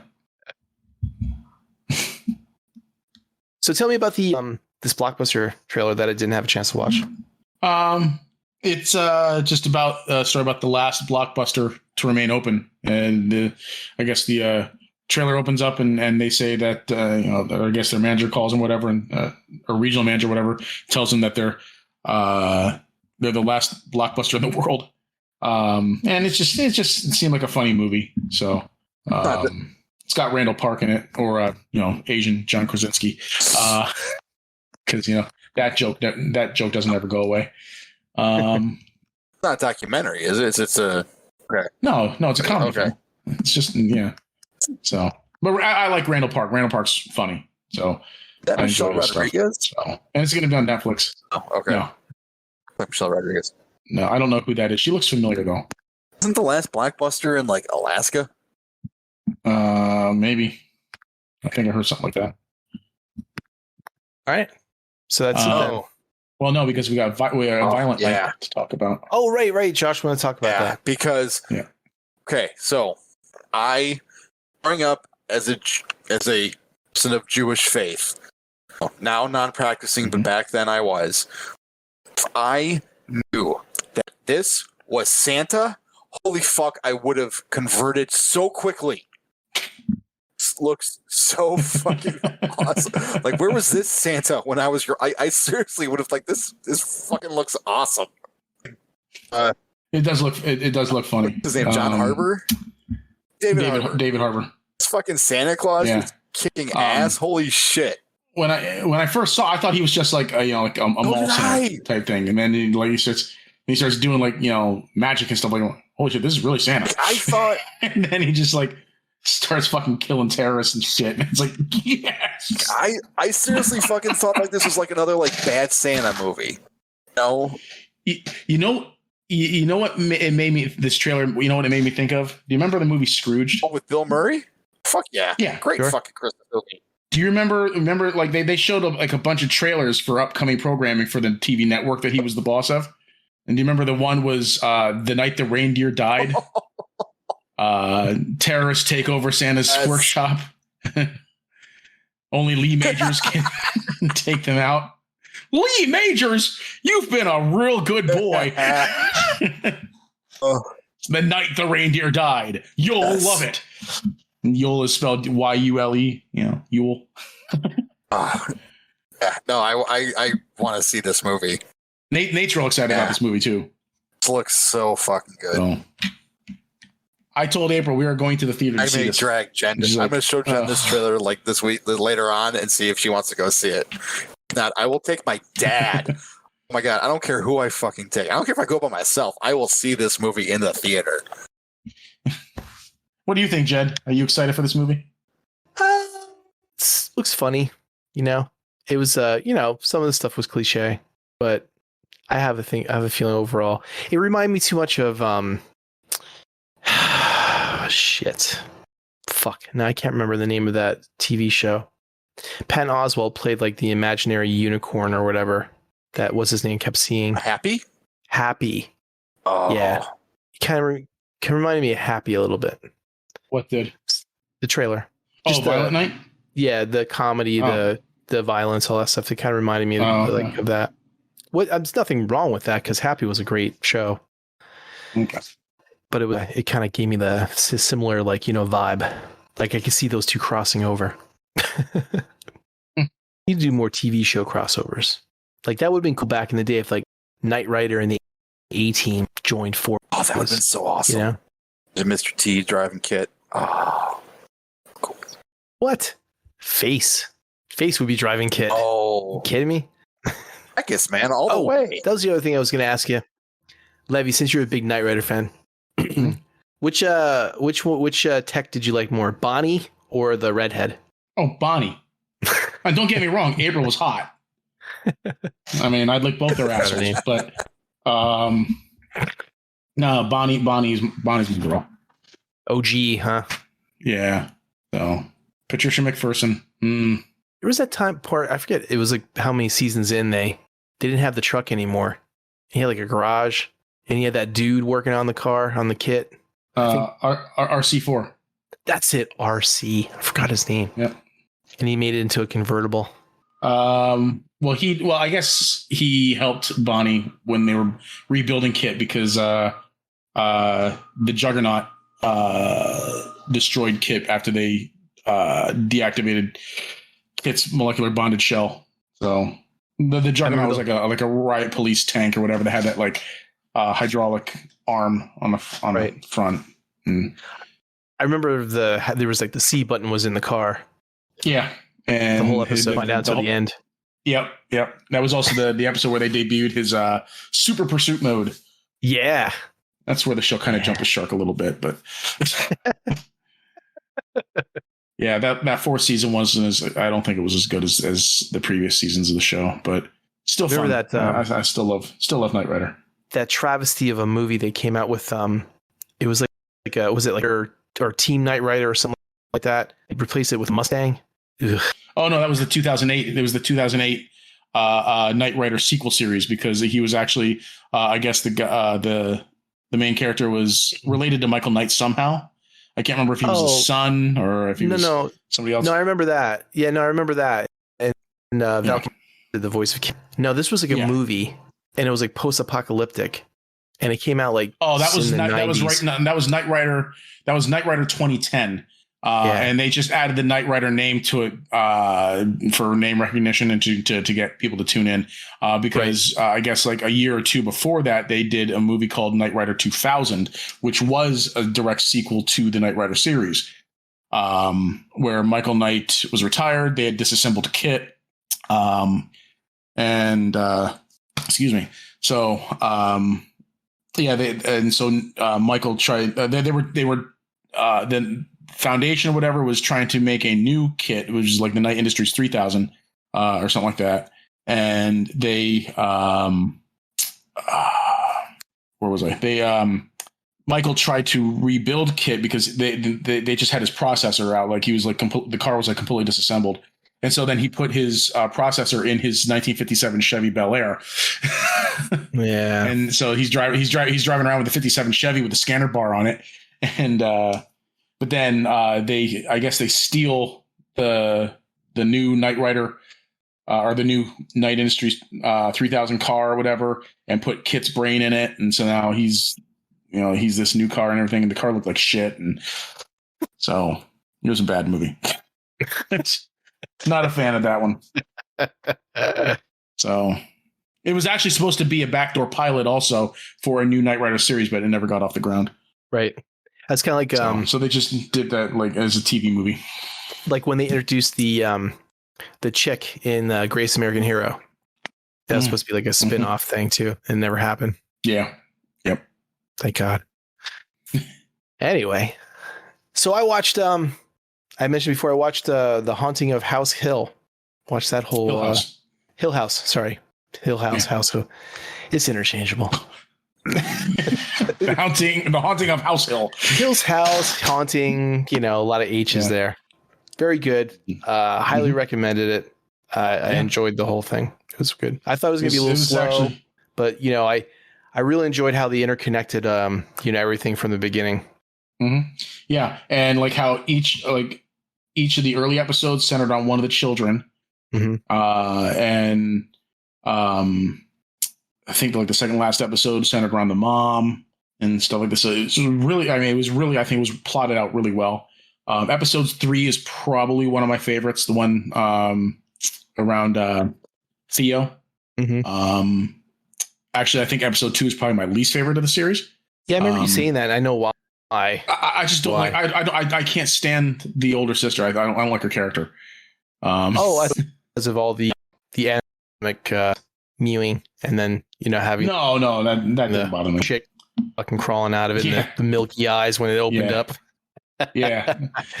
No, I just can't stand the oldest daughter's character. I just don't like her. Fucking mortician. She's fucking or whatever. Fucking or both. And it's just, but no, that part of her character didn't bother me. Being the mortician shit. It was just the way she just basically thought she was better than like all of her siblings. She named her Karen. She was the Karen of the family. Yeah. I don't know. That's just how I always felt about it. She just thought she was better than everyone else, and she was like so self-righteous and everything like that. Telling her brother that he was peddling blood money with the book that he wrote, and getting pissed off at everybody for taking the money when it's like you can't judge these people for that. I mean, fucking Theo took that money and bettered herself with it and got herself a degree, and is using that to actually help children. So fuck you and your self-righteous attitude, bitch. And meanwhile, her No. husband's like, "Yeah, I'll take that shit too. I'll put it in this fucking bank account." Yeah, because you're freaking running this business into the ground. I got to do something, because if it wasn't for that money, they would have fucking, her mortician business would have just like fucking died. Yeah, because she was just hemorrhaging money, and so bitch. Yeah, fucking bitch. No, but did you ever sit down and watch the video or a video of the for the hidden ghosts and shit? Not yet. That was I was gonna do it this weekend. That was on my list. I didn't want to make mention of it last time I was talking about it because I didn't want to like especially like for Josh or whatever. If he decided he wanted to watch it, I didn't want to have him get distracted by looking for all the hidden ghosts. So you should watch it, Josh. It's a really good TV show. Levy kind of. It's well written. Levy kind of talked me into watching it. It's just a matter of getting the time to watch it. Yeah. I think it's on. Yeah, Netflix. no, I get it. Your time's limited now with the promotion of the comic shop. It is. Did you get a raise a promotion at the comic shop? Those comics not going to back and forth themselves, No. Fucking asshole. I know you got a promotion, but that was at the other job. I thought maybe you got another promotion on top of it. No, it's just because it's just this long running joke that I got. It's like every time. It was a lateral move. Yeah. $12.50. Went from sweeping to bagging. Josh, sweep this. Now bag these books. Now hang that poster. Talk to these customers. Excuse me, but do you have the first appearance of Black Panther? Thank you. I watched all of Monster, the Jeff Dahmer story. Was that as good as? We are on episodes. We just finished episode 6. That show gets harder and harder to watch with every episode, man. Mm-hmm. It's just so soul crushing. It is, especially episode 6. Like up until episode 6, I mean, yeah, Jeffrey Dahmer was an evil son of a bitch. All right, but like, I started feeling a little sorry for him. Like learning, oh my god, what he grew up with, and his mom taking medication while she was pregnant with him, and like this guy didn't stand a chance. Yeah, but. After episode 6, I'm back to hating the son of a bitch, like whole hog. Just fuck that asshole. Fuck that son of a bitch. Episode 6 was just so hard to get through. Do you know like what happened to him then eventually, like at the end? Okay, so if I mention something like it won't spoil anything for you. Guy's in jail. No, right? But the thing that was really odd and interesting was that was the other guy's name, John Wayne Gacy? Yeah. Yeah. On the same day that he was put to death, Jeffrey Dahmer was baptized, and there was an eclipse. That's freaky. Oh. Isn't that? That's a freaky coincidence. Weird. Yeah. They played it up too. Yeah. They were injecting him and fucking putting him under the water, baptizing him, and the fucking sun was going away, and I was like, yeah, this is fucking weird. So are they suggesting that he was possessed by the spirit of John Wayne Gacy? Ooh, no, because this was in. Not when he was baptized as a kid. This is when he was in prison. He found this. I was gonna say because John Wayne Gacy was executed in like 94. Right. Yep. Okay. Yeah. So this was same he was put to death. Dahmer was baptized. Really fucking weird. The eclipse fucking just a fucking icing on the cake for that. It's like fucking fucked up version of Heroes. Jesus fucking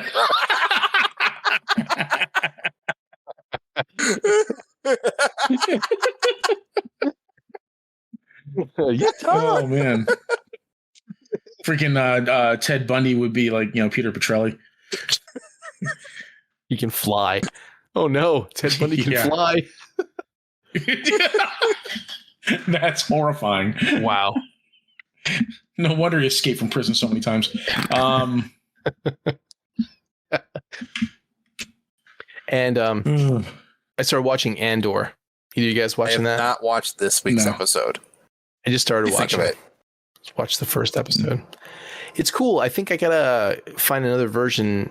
When when he's a kid, like in the episode, and they're like talking native language, there's subtitles for that? It's not supposed to be.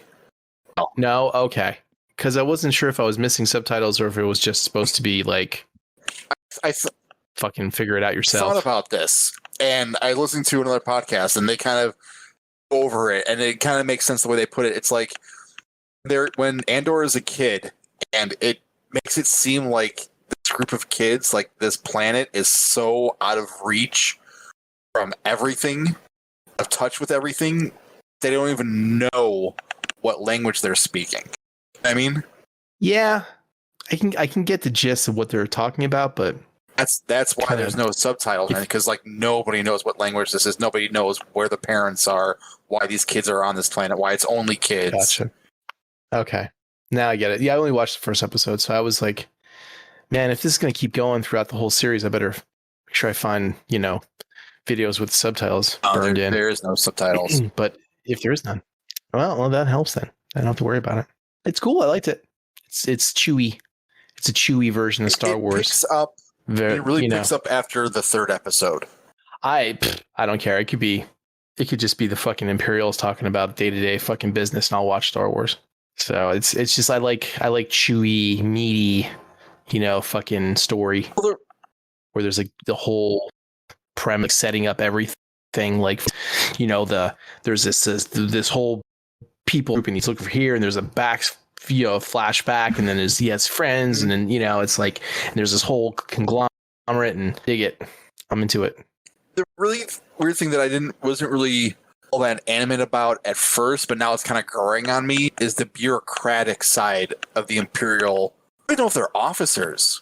You know what I mean? Like the kind of mundane office life of them, and that's like you never really thought about that. Right. You're watching Star Wars as a kid. It's like, no, okay, yeah, someone's got to push the fucking paperwork. Yeah, it wasn't until like I watched fucking Clerks that I realized that there was a lot of contractors that probably died on the Death Star. Yeah, fuck them. They had government contracts. But what about you guys? Watch anything cool, new, interesting? That last episode of She-Hulk. Oh my god, the best episode of the season. Yeah, I agree. Having You Daredevil watched in it, it Levy? didn't hurt. The Walk of Shame was so fucking funny. Oh my god. I swear to god, if people bitch about that, I'm just gonna, like, you guys don't know She-Hulk. You don't know how much of a slut she actually is in the comics. Like I said, Levy, the last episode, like, she fucking slept with every Avenger. Like, and this just like legitimized. Not legitimized, but like it, like, yeah, she's a fucking whore. I mean, she just wants to get laid. Wow. Josh is the Hulk King. Wow. Did you get the it was the end of the episode? Did you get the refrigerator reference? Yes, I did. I don't think many people did though, because that's the whole Green Lantern, Kyle Gardner's girlfriend. It's not right? just her, the Green Lantern girlfriend. Like, I guess a bunch of superhero girlfriends. Women in the fridge. Well, Trope. that's where it Yeah. had to start. It had to be the origin. I think she was the first, but I think at one point Karen Page, didn't she meet that fate too? I think so. Did she? Yeah, I think you're right. The whole Red Hulk tease. Yeah, I take a lot of that.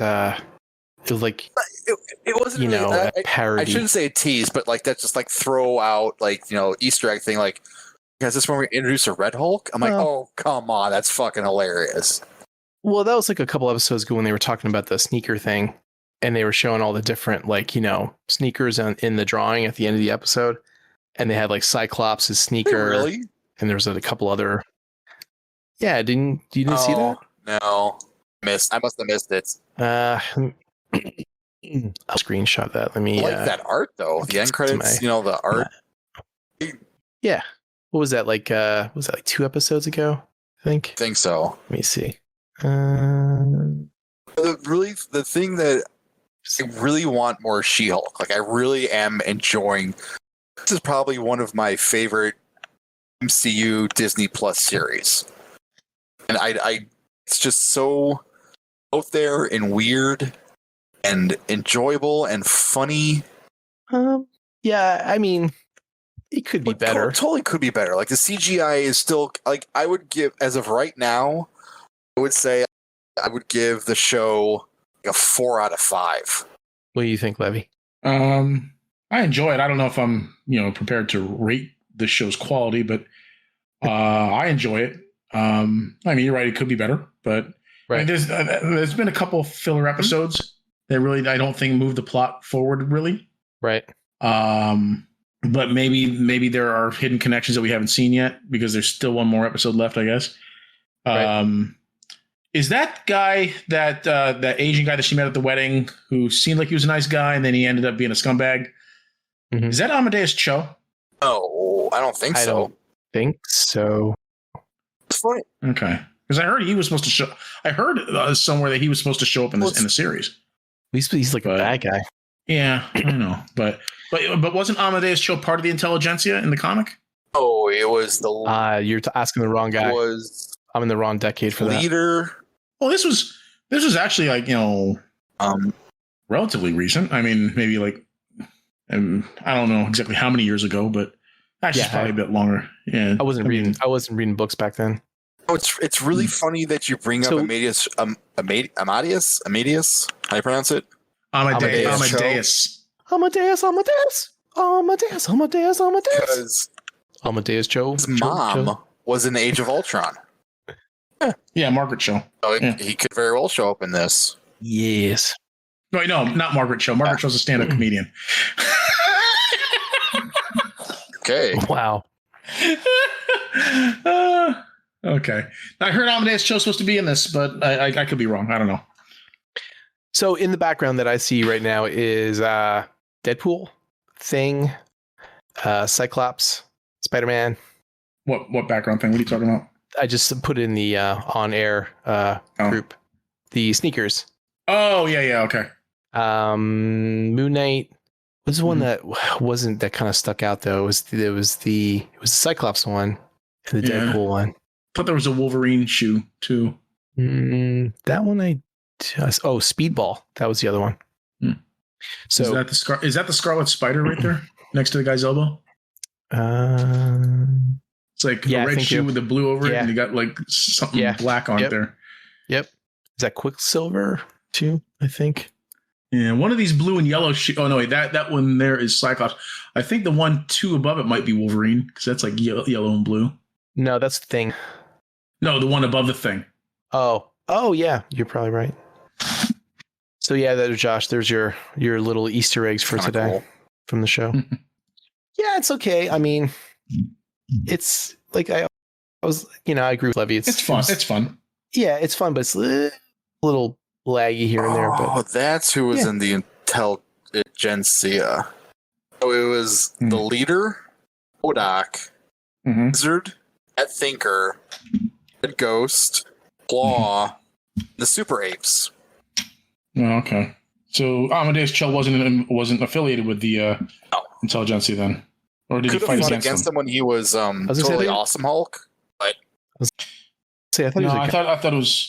thought. Well, yeah, no. In the comics, I'm pretty sure he was a good guy, or the whole time. I mean, I knew he was a good guy, but I didn't know about his early history with Hulk and everything. But yeah, like he was like on Hulk's side when he came back from Sakaar and shit. He kind of had like a Rick Jones kind of sidekick thing with Hulk, if I remember correctly. Yeah. Except like he was just like really super intelligent. It was like one of the 5. And like had the power of like super geometry. Racist. What? No, that's true. Like he was like taking out dudes by throwing things at him, but like it would show like how he's working out all the angles and everything and doing the math and shit. And so he would like throw something, ricochet it off a bunch of things, and freaking hit some guy in the head to distract him while he would run away or whatever. Super geometry. Math. Yeah. Super math. Yeah. So the only news that I got is that Werewolf by Night came out today. Really? Okay. Oh. Yeah, so that's on Disney Plus. I did not know it's coming out. That's like an hour long one shot. I'm hearing good things about that too. Let's see, what was the other thing? And according to, I don't think it's a rumor, or might be reported for sure, but Dwayne Johnson had a pretty heavy hand in getting Henry Cavill signed back on to be Superman, and with another solo Superman be coming out with him in it. Good. Oh, really? And apparently, rumored is that he might appear in Black Adam, or it might be like an end credit scene. Yeah, I heard he's going to have a cameo in that. Right. From what I understood, like rumor wise, is that the reason why Henry Cavill didn't come back was his contract, and they couldn't reach a negotiation as to what he wanted, what the studio wanted, so he never came back. But now I guess The Rock really kind of put forward, and I think they both have the same agent. So he's like, listen, I'm The Rock. I'm making all these billions of dollars for you. You're gonna have him come back as Superman. And then, but Rock, he's like, nope, it doesn't matter. And then they were like, oh, okay, and then he signed like a new contract. That's the rumor, anyway. I'm glad, because I liked Henry Cavill as Superman. Yeah, I did too. Yeah, I think it was a poor choice to have Zack Snyder's approach to Superman, because I think it was just too dark. But for Superman, I liked Zack Snyder's Man of Steel. I liked Man of Steel. I liked what they did with it, because it's I look at it as a deconstruction of Superman. But as far as Superman films go, I much prefer a more optimistic presentation. So. I didn't completely hate it. I don't know. It's just the tone of it just seemed. I guess I always pictured thought of Superman as like the opposite of Batman. Like he's light to the dark. You know what I mean? And the way Zack Snyder portrayed it just seemed like too emo for me. Like I get that there's not really a lot. There's some Superman stories like that. I just never really pictured him in that light. I didn't think he was emo. Yeah, he was totally emo. It wasn't emo. He was brooding. There's a difference. It's the same.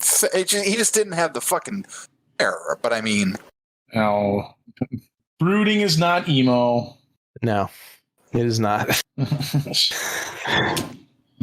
But he was still brooding a lot. Okay, we'll say that. It was a very alien sci-fi-ish film. Mm-hmm. Yeah. I liked it. I thought it was, especially the opening, beginning stuff on Krypton, with Jor-El and stuff like that, with the whole planet going to shit and all that stuff. That was really well done. I like that a lot. Yeah, with Jor-El and Vanessa Fisk and I did like Michael Shannon as Zod. That I did like. Yeah. He's great. They need to have something like a Brainiac thing. I think probably would be the next best one. I also really love those penis-shaped pods. I thought those were great too. Yeah, you like that? I will find him. I will find him. That's all the news I got. How about weird news? Well, New York Comic Con is this weekend. Yeah. No news out of there yet, though. Mike is hippie Spider-Man. Mike is there. Yeah, he's dressed as black suit, Raimi suit Superman or Spider-Man rather, not Superman, with his tough hair sticking out the back of the mask. Yeah, I thought that was kind of funny. His long hair sticking out the back of the mask. Comment on that picture, Jared Bell. Who? No. Hang on. No. Let me pull it up because I was dying. Jared Bell, you remind me of Superman's rebirth in his recovery suit and his mullet, except it's Spider-Man with long hair. Yeah, that probably would have been a better costume. So what about the weird news, Levy? Got a couple stories here. I'm waiting with bated breath. All right. April sent this to me. Designboom.com has a article Saying living plant controls a machete through an industrial robot arm. Interesting. David Bowen's installation plant machete. Okay, so David Bowen's installation plant machete enables a living plant to move or machete through an industrial robot's bionic-like arm. The installation implements a control system that measures electrical noises found in the living philodendron. The system uses an open-source microcontroller connected to the plant, which reads varying resistance signals across its leaves. So I guess apparently there's this device that they attach to a plant, and it moves an arm with a machete attached to it. Is that science or art? I don't know how to answer that. But here, I'll send the link, and it actually has video of the plant moving the arm with the machete attached to it. And you guys can tell me what you think. And there's a nice little thumbnail there. Samurai rhododendron. Why would anybody want this? Who wouldn't want this? I want one of these in my house right now. This would be the all natural way to combat AI. Just hook up the plants and give them weapons. If you would have had this at home, you would have saved yourself a lot of money on the vet visit. This is a prototype for defense plants from like hippies one. What's it called? Plants versus Zombies. Plants can out defend themselves. The hippies won. Yeah. This is a chocolate nut for vegans. Chocolate nut for vegans. Yeah. Grown chop. Yeah. What? It does look freakish with those electrodes attached to the leaves and shit. It does, yeah. It almost looks like eyes. Yeah, it does. Creepy. And nightmares. Oh man. So, I don't know. I don't know what to say about this. It's like oddly the cool. Most ridiculous thing. Plant wielding a machete. Yeah. Well, you could say, I guess you could just say that it has a proficiency with simple weapons. Is it a D&D character for you? For my for my next character, I'm going to make a machete plant. Yeah. Yeah. What? I wonder with like different plants. Like you put a bonsai tree in there, it's just like adept at like. except if you use a bonsai tree, you're like obligated to attach a katana to the end of that instead of a machete. Right. Yeah. Exactly. Yo. Like maybe like a jalapeno plant. It's a little bit more fun. Mm-hmm. Oh shit! I lost it. Interesting. It's like, give me more chloroform. I'm going to make a meme out of this. Therapist, machete plant can't hurt you. And this just show a picture of machete plant. So my second article also comes from April. This comes from Cleveland.com. Cleveland.com. The city or the person? Apparently. It just says Cleveland. Cleveland.com. Walleye fishing tournament cheating scandal sees Jacob Runyon partner Chase Kaminsky disqualified from Cleveland event. Okay. So apparently there was a fishing tournament, and these two guys, Jacob Runyon of Cleveland and his partner Chase Kaminsky of Hermitage, PA. So I'm not sure where Hermitage is, but that might be semi-local. I don't know. Foreigner. So they seem to be the best walleye anglers to ever probe the big waters of Lake Erie for money, winning trophy walleye the last couple of years. Okay. Okay. I see what they're saying. That all stopped on Saturday afternoon. What's that? I said I forgot Lake Erie was like bordered on both of the states. Yeah. That all stopped on Saturday afternoon when the pair weighed a limit of 5 walleye on a tournament stage perched in the parking lot of Gordon Park in the Cleveland Metro Parks. An elite field of 32 angler teams were competing for $30,000 in various prizes. The string of walleye competition successes for Runyon and Kaminsky were legendary, but this time tournament director Jason Fisher wanted to put his hands on the dead walleye in their weigh-in bag. I knew right away there was something very, very wrong with those walleyes, said Fisher in a telephone interview. You could say there was something fishy about it. Yeah. I've been wanting to use that joke since I read this article.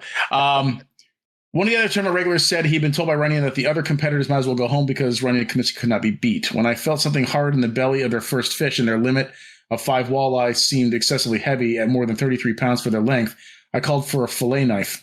The first slice opened the body cavity with almost no prodding. Fisher's video showed one of the big sinkers falling from the walleye's body cavity. So basically they were weighing their fish with weights. Yeah. With sinkers. Cheating. Yeah. Here's the best part, though. So apparently, the other competitors got so angry that, let's see here, in tournament fishing circles, a cheating angler becomes a pariah in a sport where competitors rely on their reputations and on friendly sponsors to them for expense money and fishing tackle. Where is it?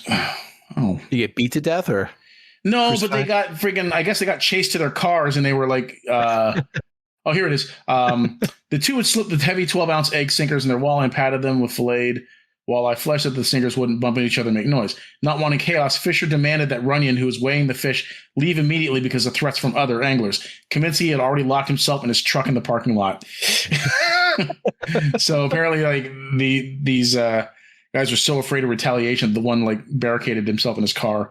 wow. So I wonder what the grand prize was for that competition. I think they said $30,000. Wow. Oh, the grand. Oh, no, I'm sorry. It's 30,000 in various prizes. The grand okay. prize, I'm not sure. Let me see if I can see it. Yeah, I don't see a grand like 20 prize. grand. Yeah, Probably like maybe. 20 or 30 grand. Nice. Yeah, but Wow. Still, that was kind of amusing. It's very amusing. So yeah, that's it then for weird news. Cool. You guys got toy news too? Talk about the Echo Engine of Vengeance. See how many it's down now. Levy, didn't you like delegating authority to like Josh here? Have him work on something? Sure. Josh, what kind of toys needs you got? The Engine of Vengeance is now down to 5,255 backers. Oh, I take back what I said last episode about it getting funded. The shit's going nowhere. I actually canceled mine today. Really? Oh yeah. Mm-hmm. I'm Yep. canceling mine The too. announcement of the Goblin Because- Queen? Well, see, the thing is that when it shows people aren't interested in it, that means that second one that I got probably won't sell for like, you know, good price if it does get funded. So that was my primary, the reason why I would even get one in the first place. Because I'm certainly not paying $350 for one. That's ridiculous.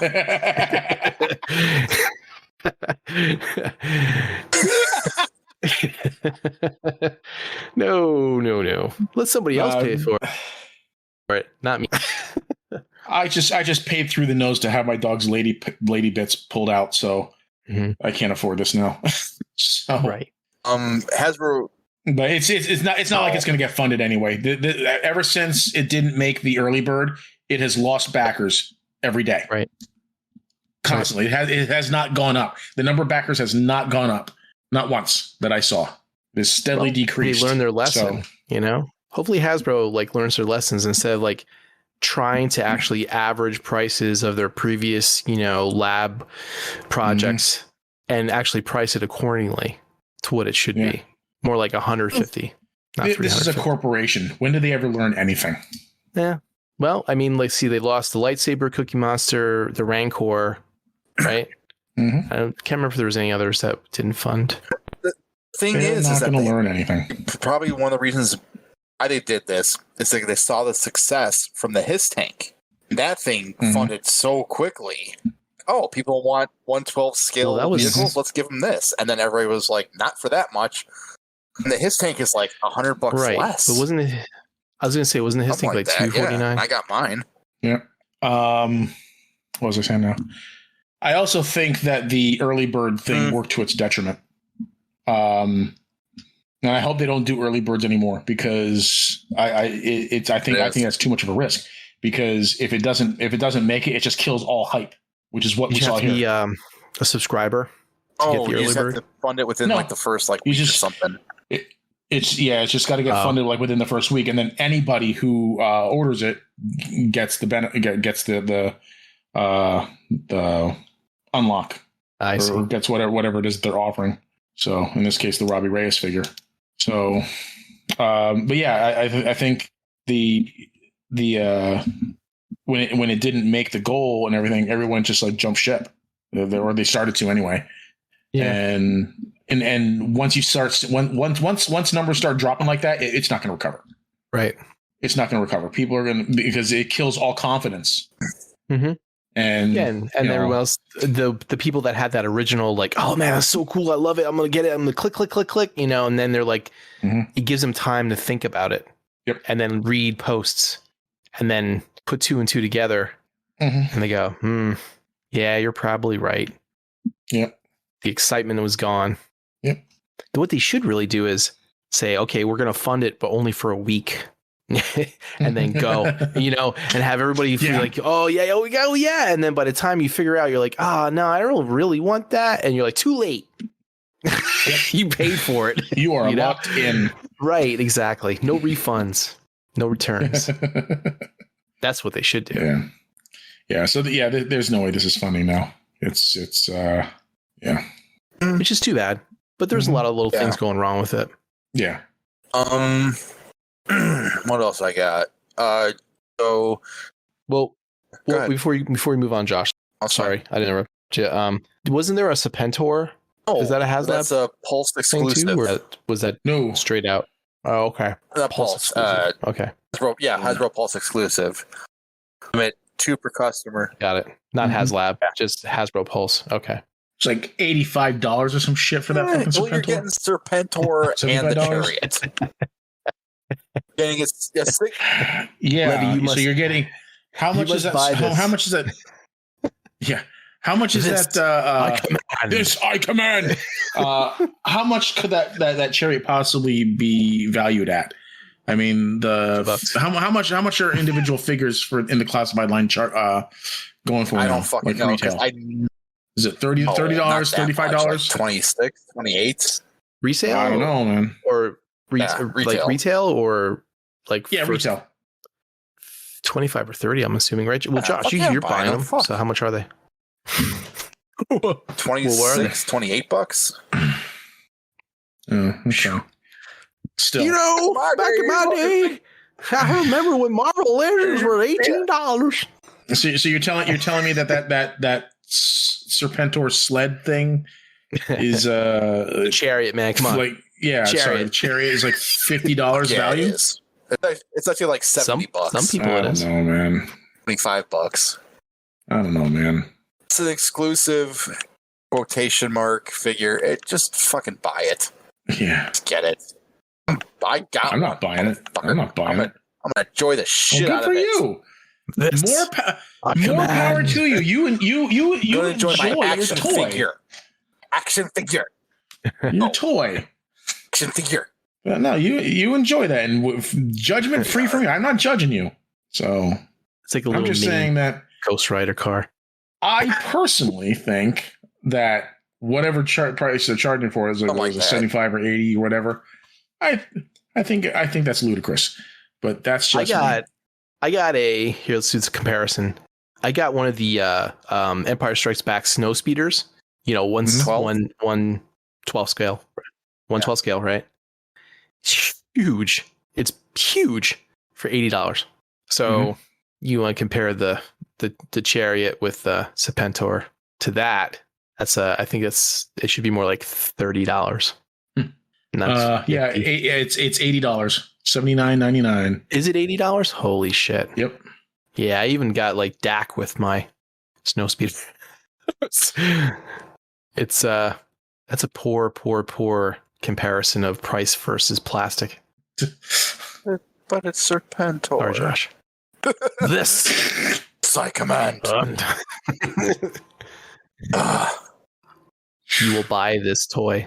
This I command. Anyway, what else is going on, Josh? WusCon. Sorry. New Marvel Legends. You say WusCon? What? False. They said Wuss. bunch of Quit being a wussies. wussy. So And- I sent a couple pictures in the chat, but you saw Long Shot. It's a retro carded figure, right? You saw that. Mm-hmm. I got him coming with my Mojo Well, pack. here's the funny thing: Mojo is being sold separately too now. Long Shot's saw being that. sold separately, and isn't Spiral in that 3-pack? Who else is in that 3-pack? No, Spiral's separate. Dazzler. It was that was Dazzler, Dazzler and like a little Long Shot, and a little green thing. X Baby Wolverine, right? I think that's what they want it to be. Speaking of Spiral, here you go, Jed. This will make you happy. This looks I know, I fun. saw I actually that. like that. I actually ordered that. Did you? I actually ordered that Spiral. Yep, and I ordered the the X-Men suit Wolverine too. Version of X-Men is this Wolverine suit from? I got. What's that? There's like 4 Wolverines. Pick one. There's like in the past.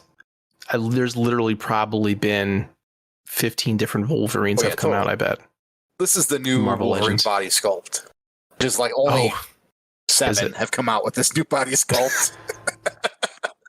Yeah. Where? I'll put it in the chat. Where? Hang on. I'm looking for a full body. I did pre-order the Dark Phoenix. I saw that was coming out. It came out again. I have the one from the. I know. I covet Two-pack. that ever since I saw that like 5 years ago or whatever. Whenever you got it, because that thing's worth buku bucks. Yeah. So were you asking where this is from, Josh? Which era this Wolverine suit's from? Here. Hmm. 90s. Okay. Mhm. I get it now. There's they're also releasing the They Storm in really? that costume too. Get that Yep. from Yeah, they showed her off. She just hasn't got it for Storm pre-order is yet. Jen's favorite X-Man, so I gotta get that for her. You know what? If I get a Banshee out of this, I'll be kind Oh, of they're happy. doing believe Banshee you too. also need a forge. Oh, good. It looks like. I don't need any of that shit. I need a fucking Banshee. What they should do a like fucking old school Banshee instead of this costume. What else was that? What else? They got the new Multiple Man. See that one? I did see that. Did you have that? And got rid of it? Not fun. I have multiple men. I think they got a bunch of them. Yeah, Wait. here we go. I pick one up every time I'd see one on the shelf. Those are worth like $80 Really? a piece now too. On eBay, Oh, yeah, Fuck you. yeah, man. I need. I can't believe those are going for that much. Did you see the Daredevil Elektra Bullseye 3-pack? I did. That fucking hair on Elektra. Like shit. Hold on. Let me put this in here. One thing I was kind of a little disappointed with some of these legends that are coming out is the face sculpts. You think, with this technology nowadays, you think they could get a little bit better? I don't like this. Yeah, I'm not digging it. I don't like this color scheme on Bullseye. Honestly, the blue just sets me off on it here. It just looks so out of place. I mean, Like the last 2 images you just posted, look at their faces. I mean, you could have did a better job. Electra looks like Barbie on a bad fucking hair day. Fucking, ran out of dye. And Bullseye just looks bad. the cool thing is, like, you can I mean, the rest of it, it's just a face. Everything else looks good. take. Like, this is not the first Bullseye that's been. That Banshee looks like. Yeah, Jed. There's that. Yeah, there's that Banshee, Jed. Cool. That's a render. Looks like. Yeah, I know, but they are releasing it in that costume. Wish they would do the original. What, the green and yellow? Yeah, man. The old school, like the original, giant size X-Men costume. Just released Siren in that color scheme. His sister or his daughter. Been waiting a long time for a Banshee, just like a Spiral. It's been a minute. Hey, now, this Elektra got the massive, hair salon commercial hair sculpt. Blowout. That's Celestia with a blowout. She stopped during lunch and got a blowout. Threw a I think 20 the head now. sculpt looks better with the bandana on. Well, It doesn't like. I understand what you're saying, Jed. I completely agree with you. With the bandana, she doesn't look like a Barbie. She looks like fucking Elektra. Fucking Electra. Yeah, like I said, I think they could be doing better. I think they could be doing better with these face sculpts. You have the technology. You guys see the Indiana Jones figures? I did, and I was very tempted by them, or at least just Indy. And then I looked at the face sculpts again, and I was just like, "Ah, man!" But I have the Figma Indiana Jones, so I'm kind of happy with that. You don't want what's his name? The German guy. Fucking He Von comes with a melted face. That guy. Nah, I don't really need the. Yes, Really you need do. Come on, you need to display it with a melted face. I just buy a fucking candle, melt it, and there you go. There's my, I'll throw it on one of the multiple men. There's my my German Gestapo. Did announce some stuff from New York Comic Con already. You guys follow the Teenage Mutant Ninja Turtles Masters crossovers at all? Yeah, I've seen those. I'm not too keen on that. I'm really waiting for those Mirage Turtles to come out. That announcement. That's what I want. Here, I'll put this link in the chat. The link to the photos. Oh, that Storm looks awesome, Levy. Yeah. Yeah.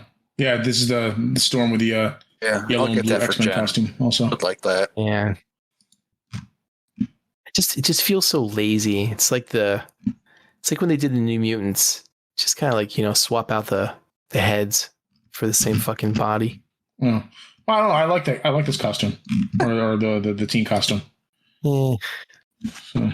In this link, Jed, they have photos of the Raj Teenage Mutant Ninja Turtles, the bulkier versions, like after issue 4. Right. And it's exactly what I want. And I'm just waiting for that to go for pre-order. If you go to, which image is it? What Dungeons and Dragons are they showing? I forgot the guy's name.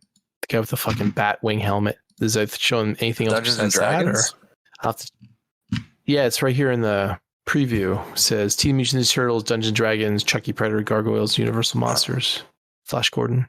Defenders of the Earth. Defenders. Master of magic, spells, and illusion. Mandrake. I don't see the D&D. Lothar. Are they there? I saw it in the listing, but I don't see them. See gargoyles. Yeah, let me open this up. Let me open up this link and it's right. peruse. They're right here. It's it's the old classic. Not the cartoon characters. It's Warduke, Ultimate Grimsword, Zarak. Right. Those guys from like the old D&D toy line. D&D, not that stuff. Yeah. Now, those that did come out though too. I pre-ordered those guys. I'm all in for that. Yeah. Oh yeah. Get the Venger, Dungeon Master, Bobby, everybody. I already have the Warduke and what's his name pre-ordered. Grimsword. Who was the other guy? Grimsword. That's it. Yeah, I pre-ordered them like a while ago. Just trying to get past all this gargoyle crap. Who's the dude with the red wings? Gargoyles, man. What red wings? Oh, the gargoyles? That's Xanatos' gargoyle armor. Xanatos gargoyle. Yeah. That's his armor. Then the silver ones are like the Steel Clan robots. Those ones were just robots. It was actually Xanatos in the red armor. In the red armor, yeah. You gotta watch Gargoyles, man. Oh, that's meh. I actually did go to look to see if I could find it, and I couldn't find it. So I was just like, fuck it. You should subscribe to Disney Plus. It's on there. No.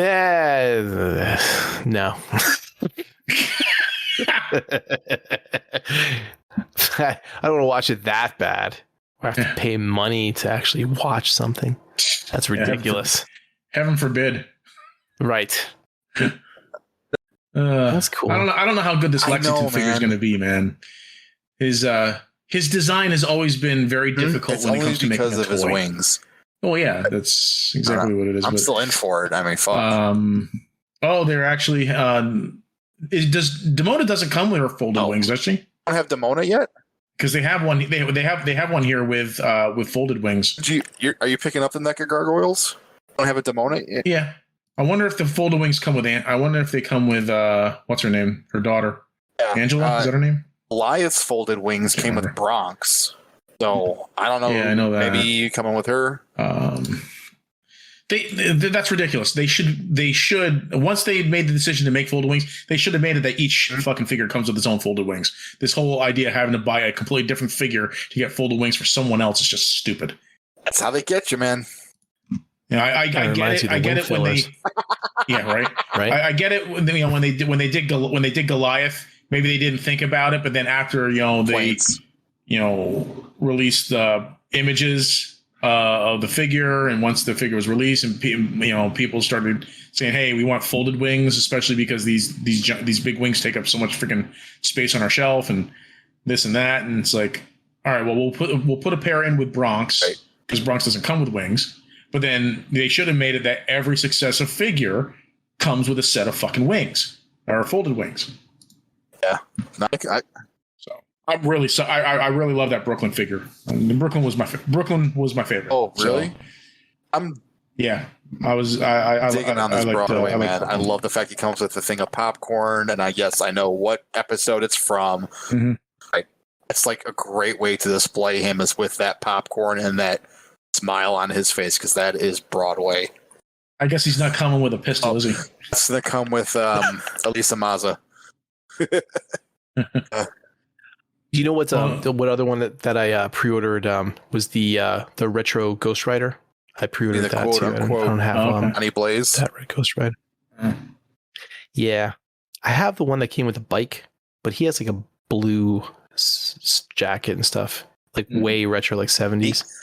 I think, pretty sure. Mm-hmm.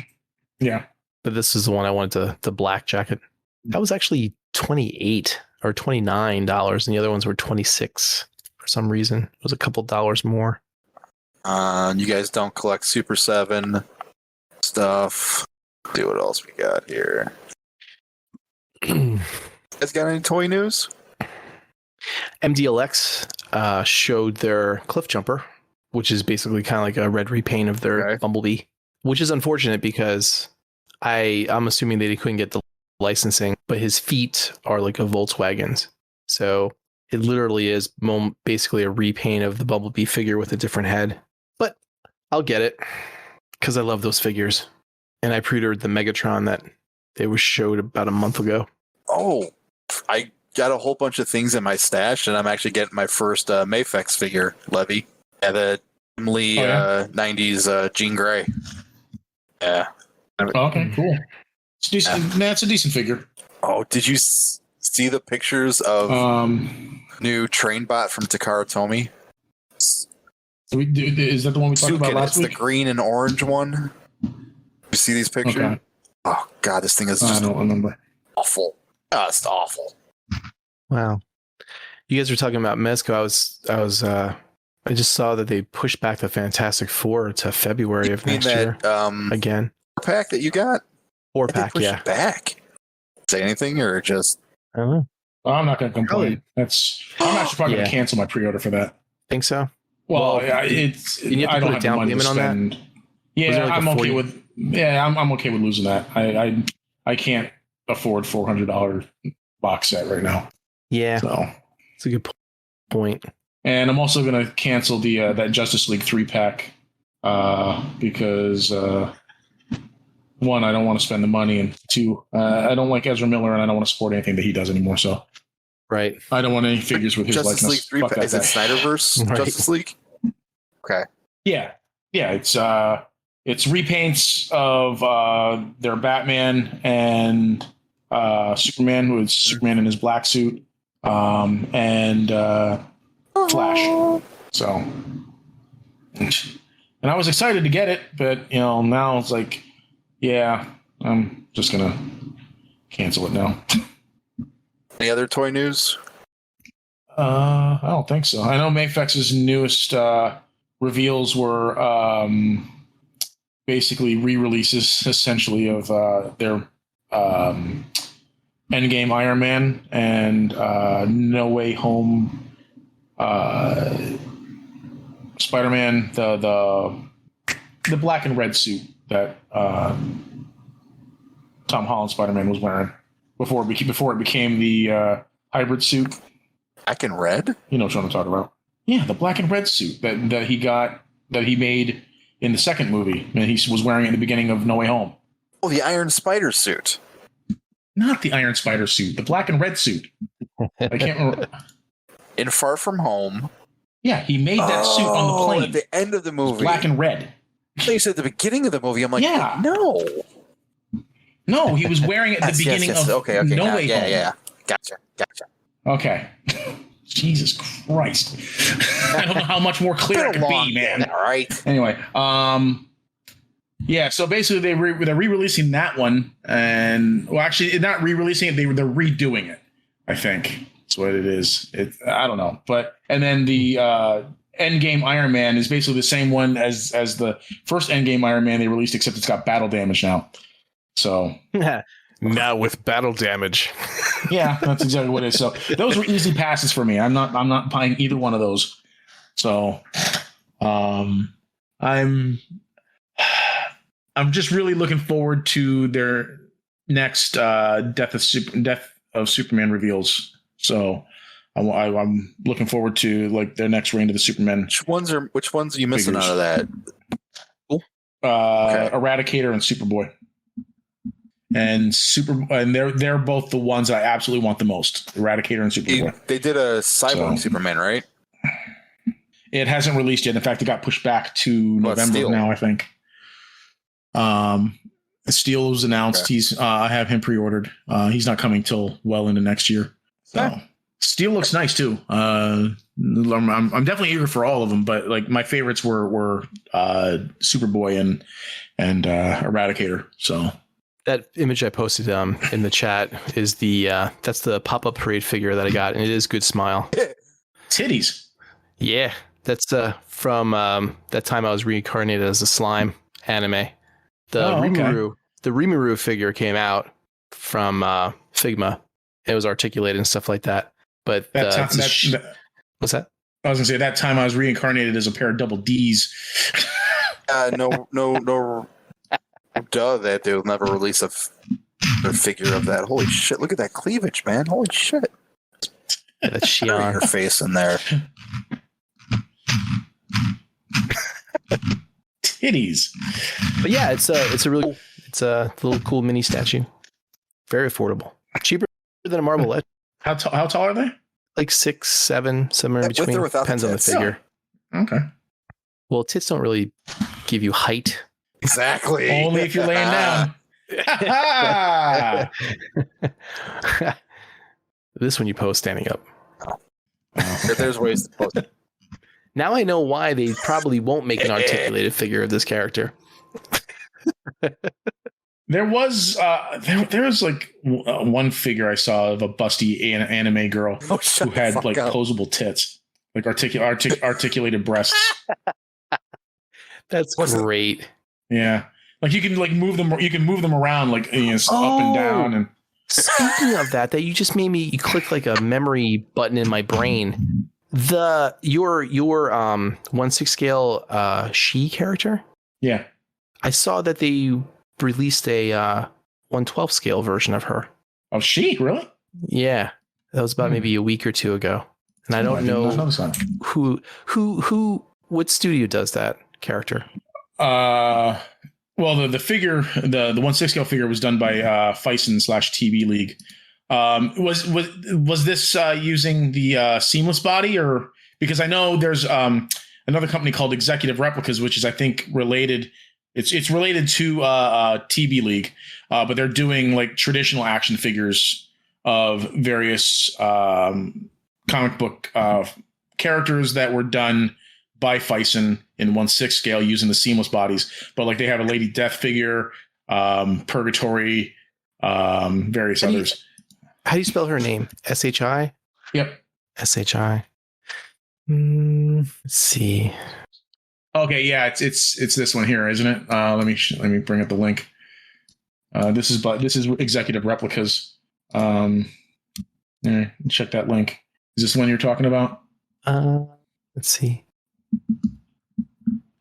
It might be. No, that's not it. It was a different Those one. are not articulated boobies. I'll have to see if I can find it.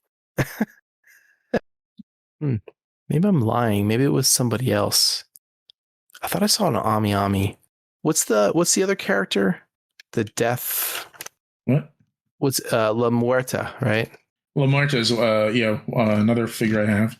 Now I know that's being done by the company that I just showed you. That's executive replicas. I know that. Or wait, hold on a second.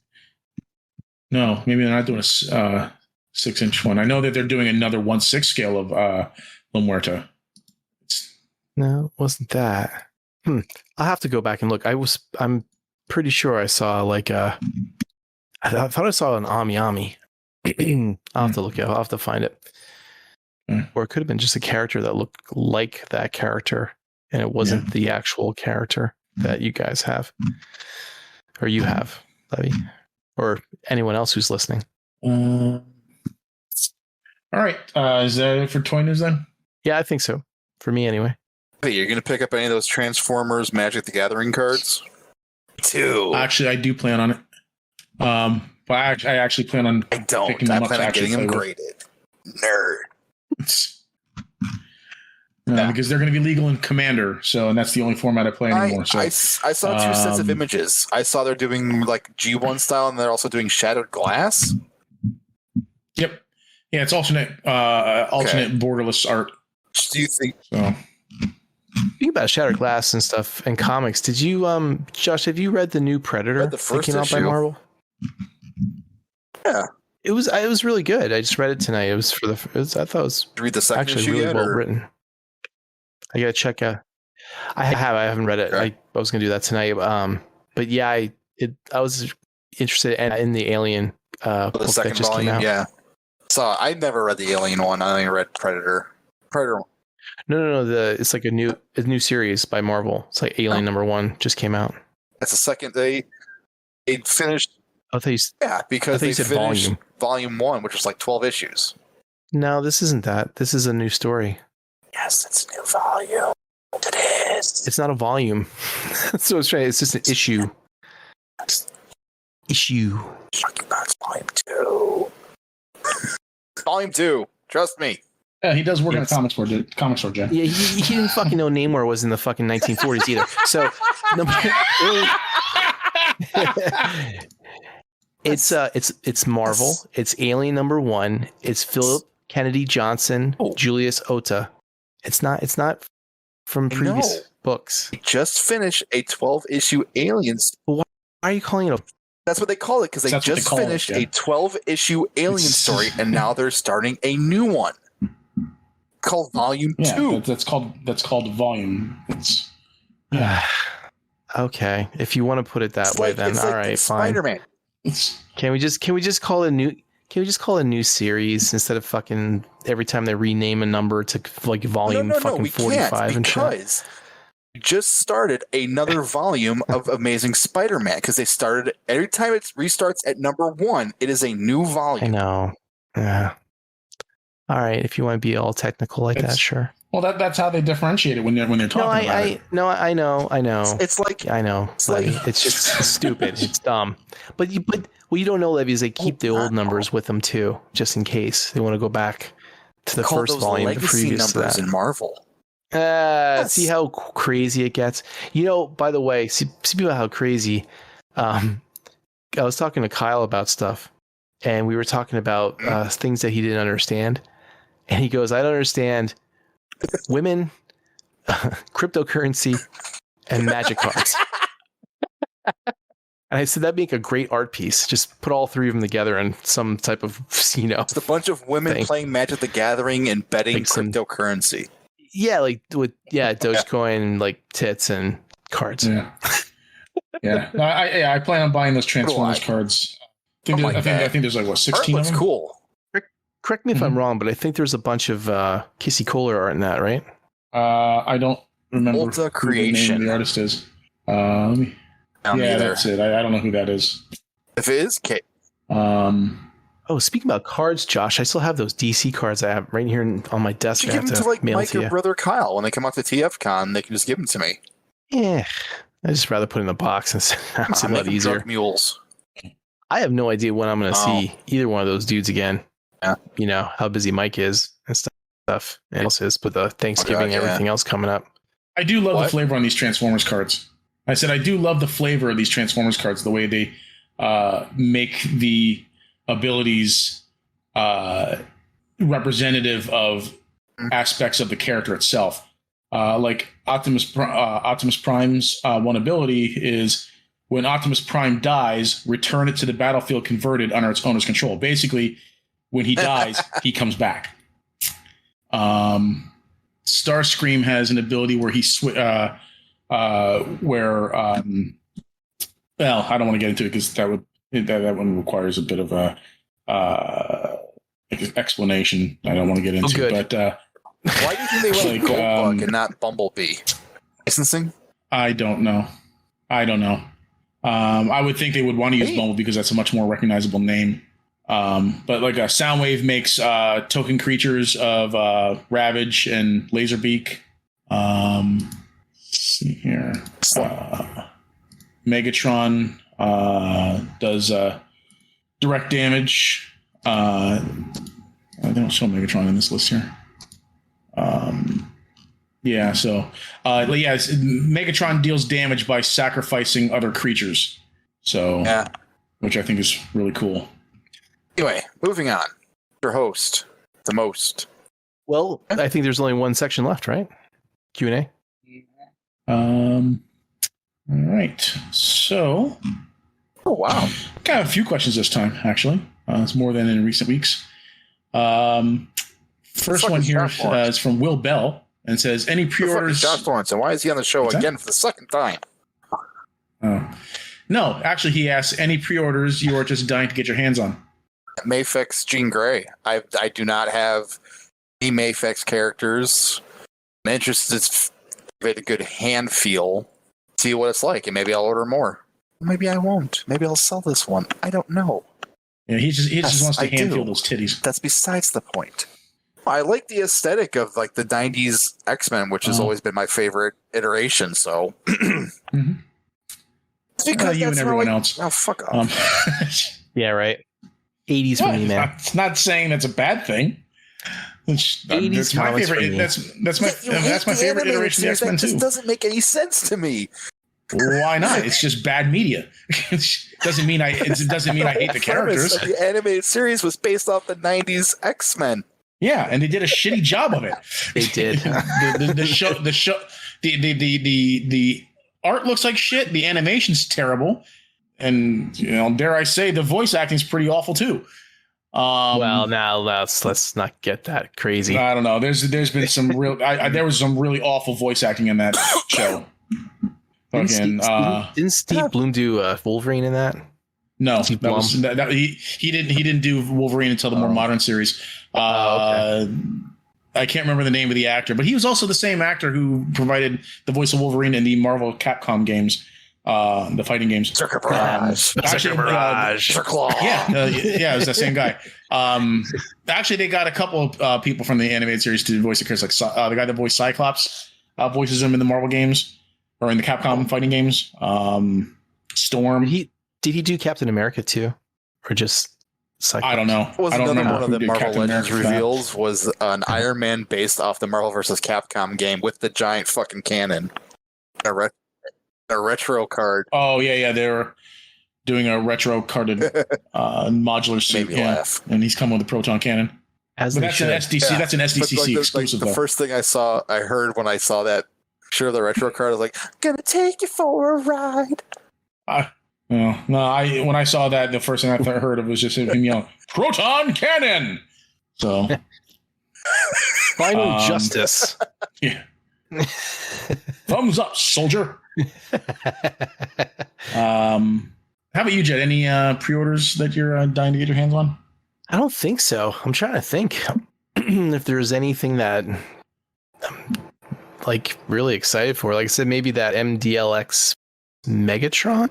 But nothing really. I'm kind of like in that lull where I'm just like, Oh, the that Figma Samus Aran, the Dread version, that was kind of cool. I pre-ordered. Did you order that one? Oh, you did? That I did, yeah. That looks really cool. Yeah. I have like the version 2 Samus figure that Figma did. I really like the Dread colors. It's very, very, very cool. But nothing really. Yeah, everything is just kind of like, that's kind of cool, and add it to my list. But nothing super excited about. I've kind of. What did I don't know if it's Nate said it or something like that in the chat, but he thinks that like a lot of masterpiece collectors have moved on to different franchises and stuff. So I'm not really excited for any type of robot reveals. I would have to agree with him on that because I find myself personally steering away from third-party Transformers and going towards, G.I. Joe, Super 7, NECA stuff. Right. Sorry, my answer. Excuse me.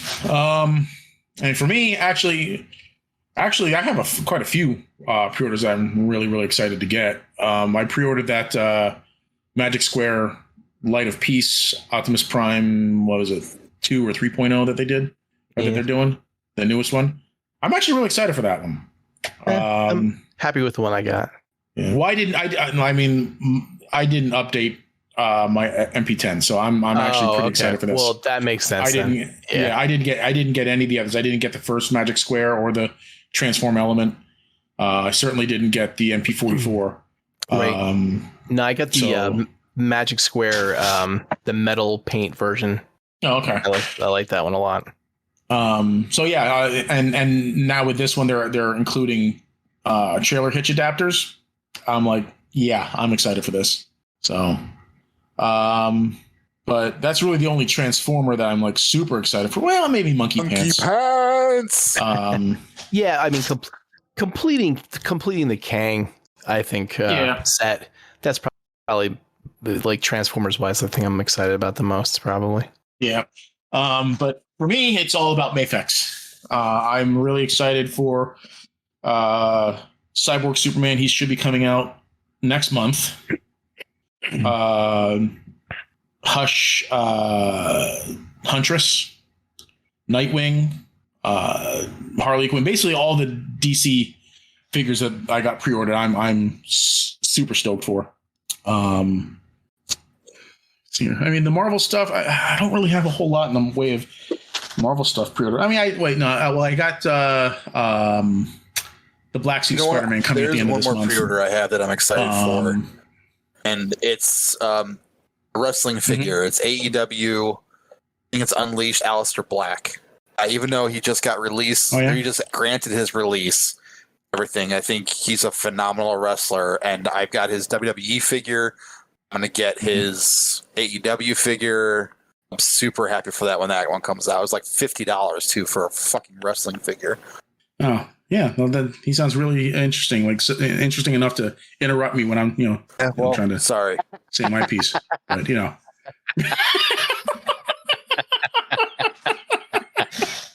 No, I'm kidding, Josh.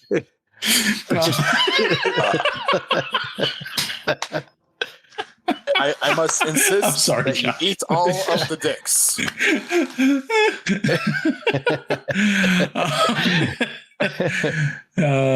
So Black Suit Spider-Man's coming out at the end of this month. I'm pretty excited for that one, but I mean, it's a Mafex Spider-Man. I've already got one. Actually, I got two because I got the Ben Reilly one also.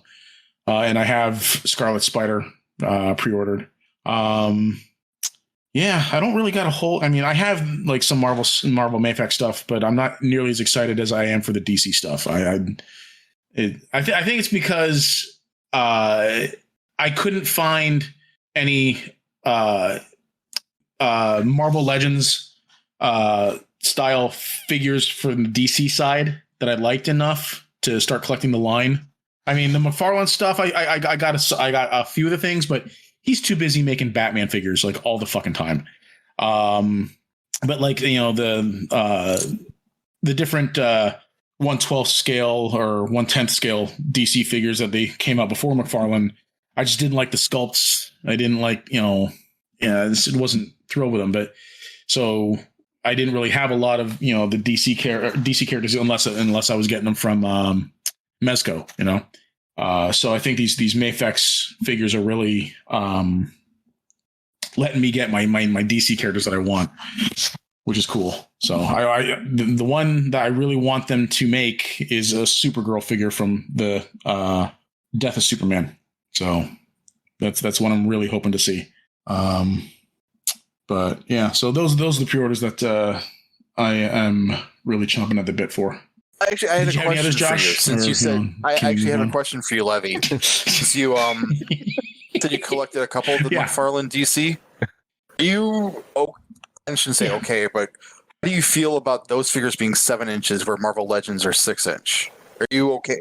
It doesn't bother me. Some people. Yeah, that doesn't bother me because as long as I don't care. I mean, it's one's Marvel, one's DC. Never the twain shall meet. I know, but there's two completely different toy lines and from two completely different comic book companies. They don't need to be in the same scale as long as they're in scale with each other. As long as the DC characters are in scale with each other and the Marvel characters in scale with each other, I can justify having them on my shelf because it would be cool to have Superman and Captain America on the same shelf, and being in scale, but I don't need that. So, but like I said, I'm not really collecting a whole lot of the McFarlane stuff. Only certain stuff that catches my eye. But with the Mafex, I'm really, really snatching up whatever they put out in terms of DC. From the various mainline comic book stories. Like I didn't really get a lot of the stuff from the Dark Knight Returns storyline, except for Superman, which is probably one of the best Superman figures I've ever played with. So yeah. All right, so next question. Yeah. Sorry, I didn't want to interrupt. Next question. Again. Yep. Okay. All right. Well. Okay. Well, thanks for the question, Will. We appreciate it. This next one comes from I don't know, Jed Vargo. Who's this dickhead? Asshole. When are we going to get another cool question from Nathaniel Armstrong? That's a good question because I actually do like Nathaniel's questions. Mm-hmm. Nate's questions. I even tagged him hoping that he would actually submit one. Yeah. But he didn't. Nope, unfortunately. And he puts a lot of thought into those questions too. He does. So, but our next question comes from our good friend Alan Grant, Dr. Grant from Jurassic Park. Says, "Hey boys, I just started buying these lights from IKEA to light up my display cabinets, and they discontinued them. Do you guys use lighting in yours?" Oh, excuse me. "And where the hell has John Bailey gone? Has all that Bumblebee movie money taken him down a road of hardcore hookers and drugs? Or maybe he listens to BNS, hears all the fuck you John Bailey from Jed, and then I add in so he spends all his movie money just to fly to Australia to get a job at IKEA just to fuck me on some lights. F you, JB." Well, I can't answer as to where John Bailey's gone. I wasn't aware that he was missing. I ran into John Bailey when I was on YouTube. Really? I did. Yes. I was on YouTube and I was watching How It Should Have Ended.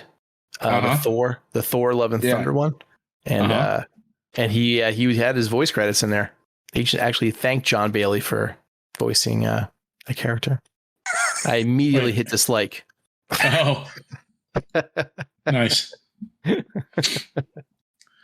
All right. So as for the first question, I know a lot of people like to use the LED strip lighting. I mean, that's like almost standard.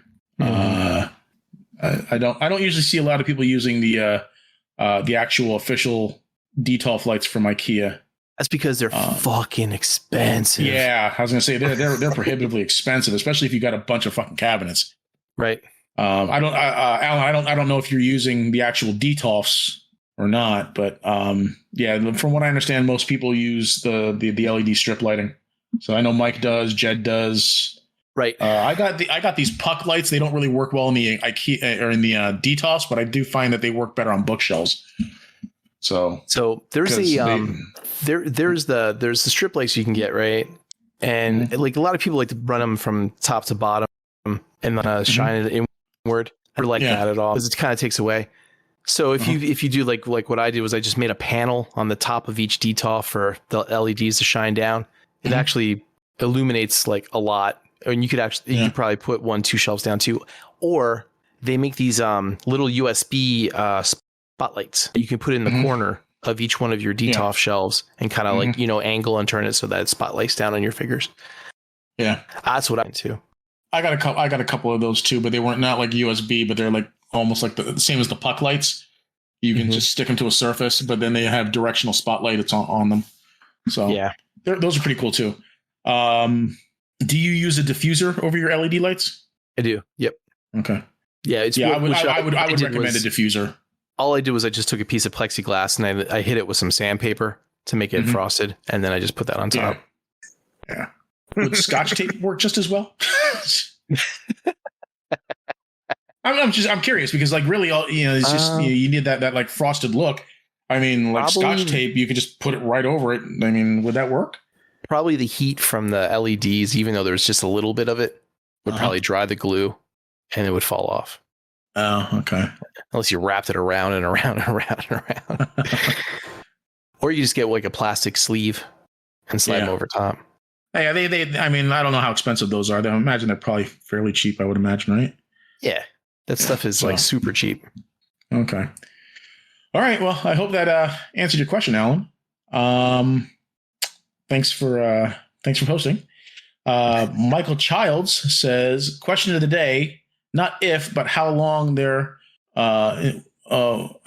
until Mike does something offhand to possibly get kicked out. He is running around in a spandex black Spidey suit after all. I don't know. I mean, Jed and I have been throwing it around for quite a while about, when we're going to fire Mike, but we haven't really gotten that plan off the ground yet. But it's coming. I promise you. One day it's coming. It's my audition. Mike, your days are numbered. I've been on for twice now. No. Yeah. Wait, what? No. Heard as much. No. I heard you. I didn't say it out loud, did I? No. That is so loud, Jed. I would never sully this show by making Josh a permanent cast member. Alan Grant heard you. All the way down under. All the way down under. Him being at NYCC though, I think it's like he would have to do something really outlandish to get thrown out of there too, because look at all the people that are there and some of the fucking whacked out shit that people wear. Yeah. I did see one though from some Comic-Con or some convention. It was really cool. They had the 3 people were dressed up like the like Zod and the other 2 from Superman suit, and they had the plastic window thing over top of them, and they were walking around with the 3 of them. That was the Phantom. The Phantom Zone. Yeah, it was awesome. Yeah, that was pretty great. That's what I want. I want figures of those 3 characters. Oh yeah, that'd be awesome. Wouldn't that be cool? And actually, I would love if Mezco did it. That would be great. Mezco 112. Did they do 112 Christopher Reeve? Yeah. I've shown it to you before. No, Mezco. Did Mezco? Yeah. Oh, okay. Cool. Yeah. It was Mezco site exclusive. But it wasn't hard to get a hold of. It didn't sell. I think that one they made to order. It didn't, because pre-orders really didn't sell out for quite a few days. So I think they just left the pre-order open, went and saw how many they got after a specific amount of time, cut out the pre-orders, and then made that many. So, but yeah, it's great. It's one of my favorite Superman figures. So yeah, they should do. I know say a lot of my Superman figures are my favorite Superman figure. So I don't know. I have no basis of differentiation between my Superman figures because they're all my favorite. What's your favorite scale? How about we go that way? What's your favorite scale of Superman figures? 1/6, 112. Well, I mean, that Hot Toy Superman's pretty fucking awesome. But I have a lot of 1/12 scale Superman figures now, and they're all pretty fucking awesome too. What about the Clark Kent one that you made? I mean, he's 1/6 scale, and he looks pretty fucking cool too, man. I love Superman. What do you want from me? He's my favorite. He is my all-time favorite character. I love Superman. So you'd rather the 112 because it's easier to handle, manipulate, and pose and stuff versus the 1/6 scale where you're afraid you might rip the clothes or something. Yeah, I think so. So yeah. Plus, I can get more variety out of the 1/12 scale figures because they're more likely to make different variations of Superman. Right. So, did you see the Hot Toys Black Adam that they showed? I did. He looks pretty fucking Johnson cool too. Black Adam. He does. Yeah. I don't know if I really want a 1/6 scale rock in my. I mean, if you want collection. like a 1/6 scale rock, like I just go outside, but going off your lawn. If I could get a hold of a 1/6 scale comic styled Black Adam face, I wouldn't mind picking that figure up. Because actually I love Black Adam too. So I just love the DC characters, man. What do you want from me?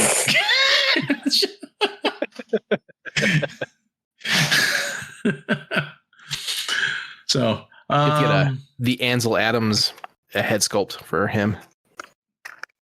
Because Ansel was it Ansel? No, not Ansel Adams. Fuck, what am I talking about? He's the photographer. Oh my god, not Art Adams. Who's God damn it, Josh, I forgot. Who's the really good comic book artist? Liefeld. That narrows it down.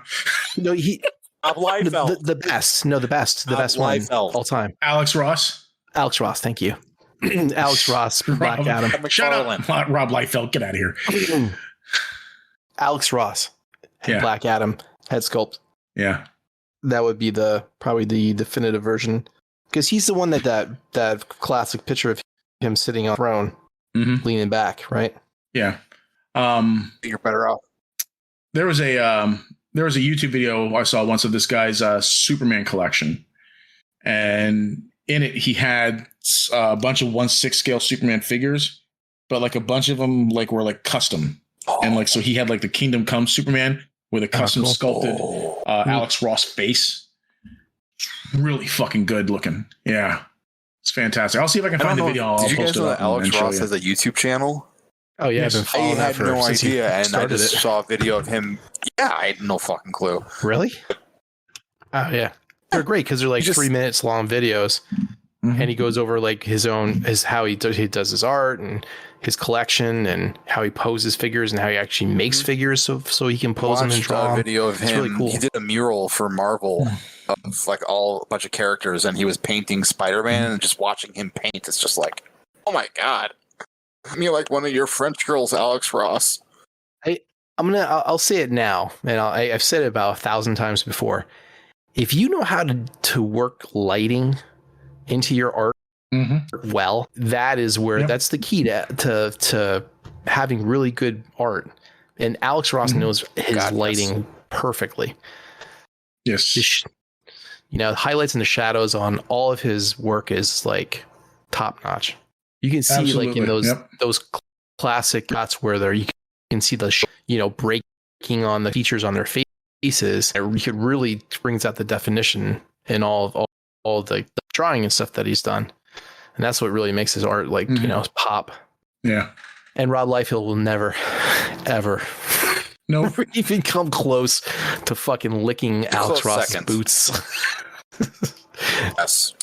Never. Liefeld is God. Ever. No. Liefeld is God?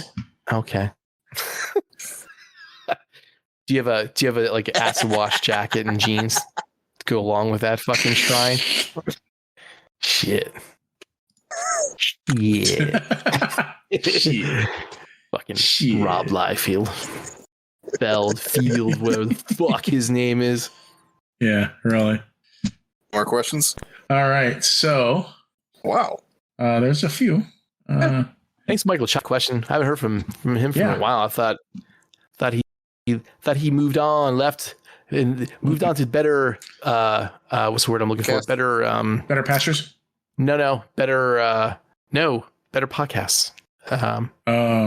Better. There are no better podcasts. Complete global saturation. This is it. This is the cream of the crop. This is the cream of the crop. Oh yeah.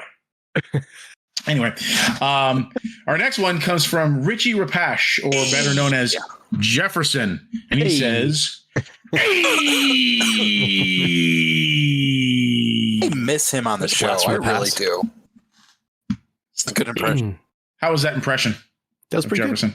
Before. All right, yeah. Cool. Yeah, spot on. So we should be a voice actor. All right. So our last question comes from our good friend Mark Roberts, who's posted questions to us before, and he says, "Question 1: If you were offered a life tax-free, you're given 3 meals a day, a home, free internet, and all you had to do is give up your significant other, would you?" Jesus Christ. Yeah, sign yeah, How did I know that's how you were going to answer? where do you go for that? Is there like a dark web fucking page that I can put my name in on a list? Christ. Oh my God. Wait, you get free food, free lodging, and internet, right? Tax free. Uh-huh, Oh my yeah. God. Yeah. Psh. 3 hots and a cot. You know, I thought I had a dream, but now I have a new one.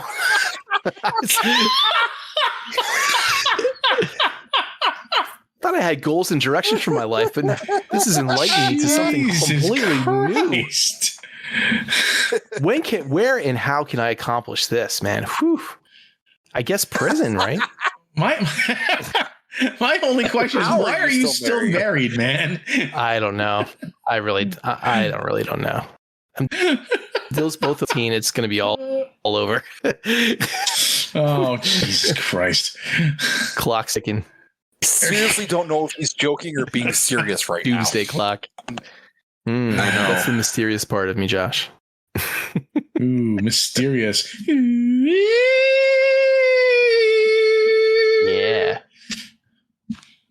What's the question? What about you, Josh? You know what My the question significant was. other for what? That's the list.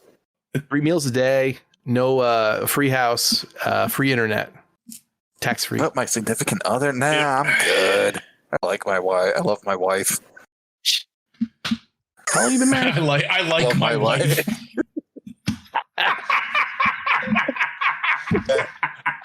Good save there, Josh. Yeah, that was the Freudian Because slip. you were saying I like my wife. I like my wife. Yeah. She's aight. Oh god, She's we've aight. been married years. 8. Been How many? together 11. Oh, 8. 14 total. Been together. Yeah. Yeah. Okay. I'll keep a spot open for you in a couple of years. Jed just proposed to me. On the list. No. On the list. Of finding that dream whatever. That dream life. I have a Right. dream. Free internet. And no spouse. But you, Levy. How are you, Levy? Oh, Oh. Without question.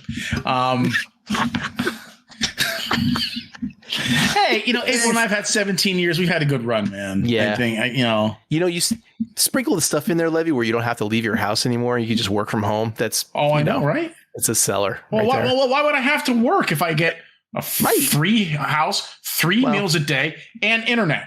If you want to buy stuff. I'm assuming I'm going to need, or I'm going to have devices to use that internet on. But give me money for cigarettes. Yes. gonna need a Locker in the rec room. I could smoke it back in He's gonna need a 2007, lot so that's no good for me. But. to wipe up. No, I meant as money. Oh, You have to use your cigarettes, when you play poker at the yeah. in the rec. Oh, yeah. In pub. I'm just kidding. I would never give Oh, you April hear up all for the anything. sarcasm in that voice. No, there's no sarcasm. What? No.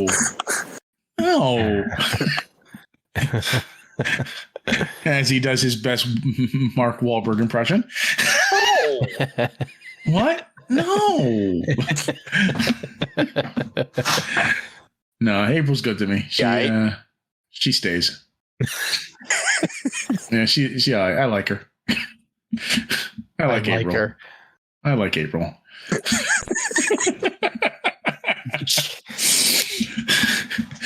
All right. So his second question says, "What is the worst purchase you have made this year and why?" I'm gonna Podbean subscription for this podcast. Why? You're listening to it. That's the why.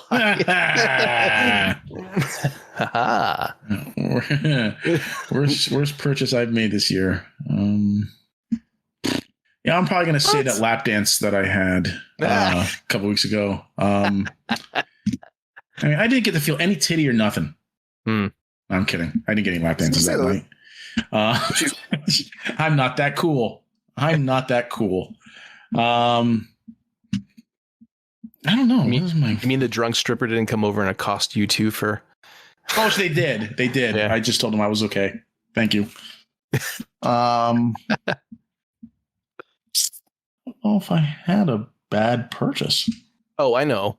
The Vox Machina characters. They weren't. You don't like those figures? They weren't. Yeah. Okay. Yeah, they're not great. They're not. I actually got that Keyleth and Vax, and I haven't opened them up yet. So, which is a shame. I was kind of hoping they would be better.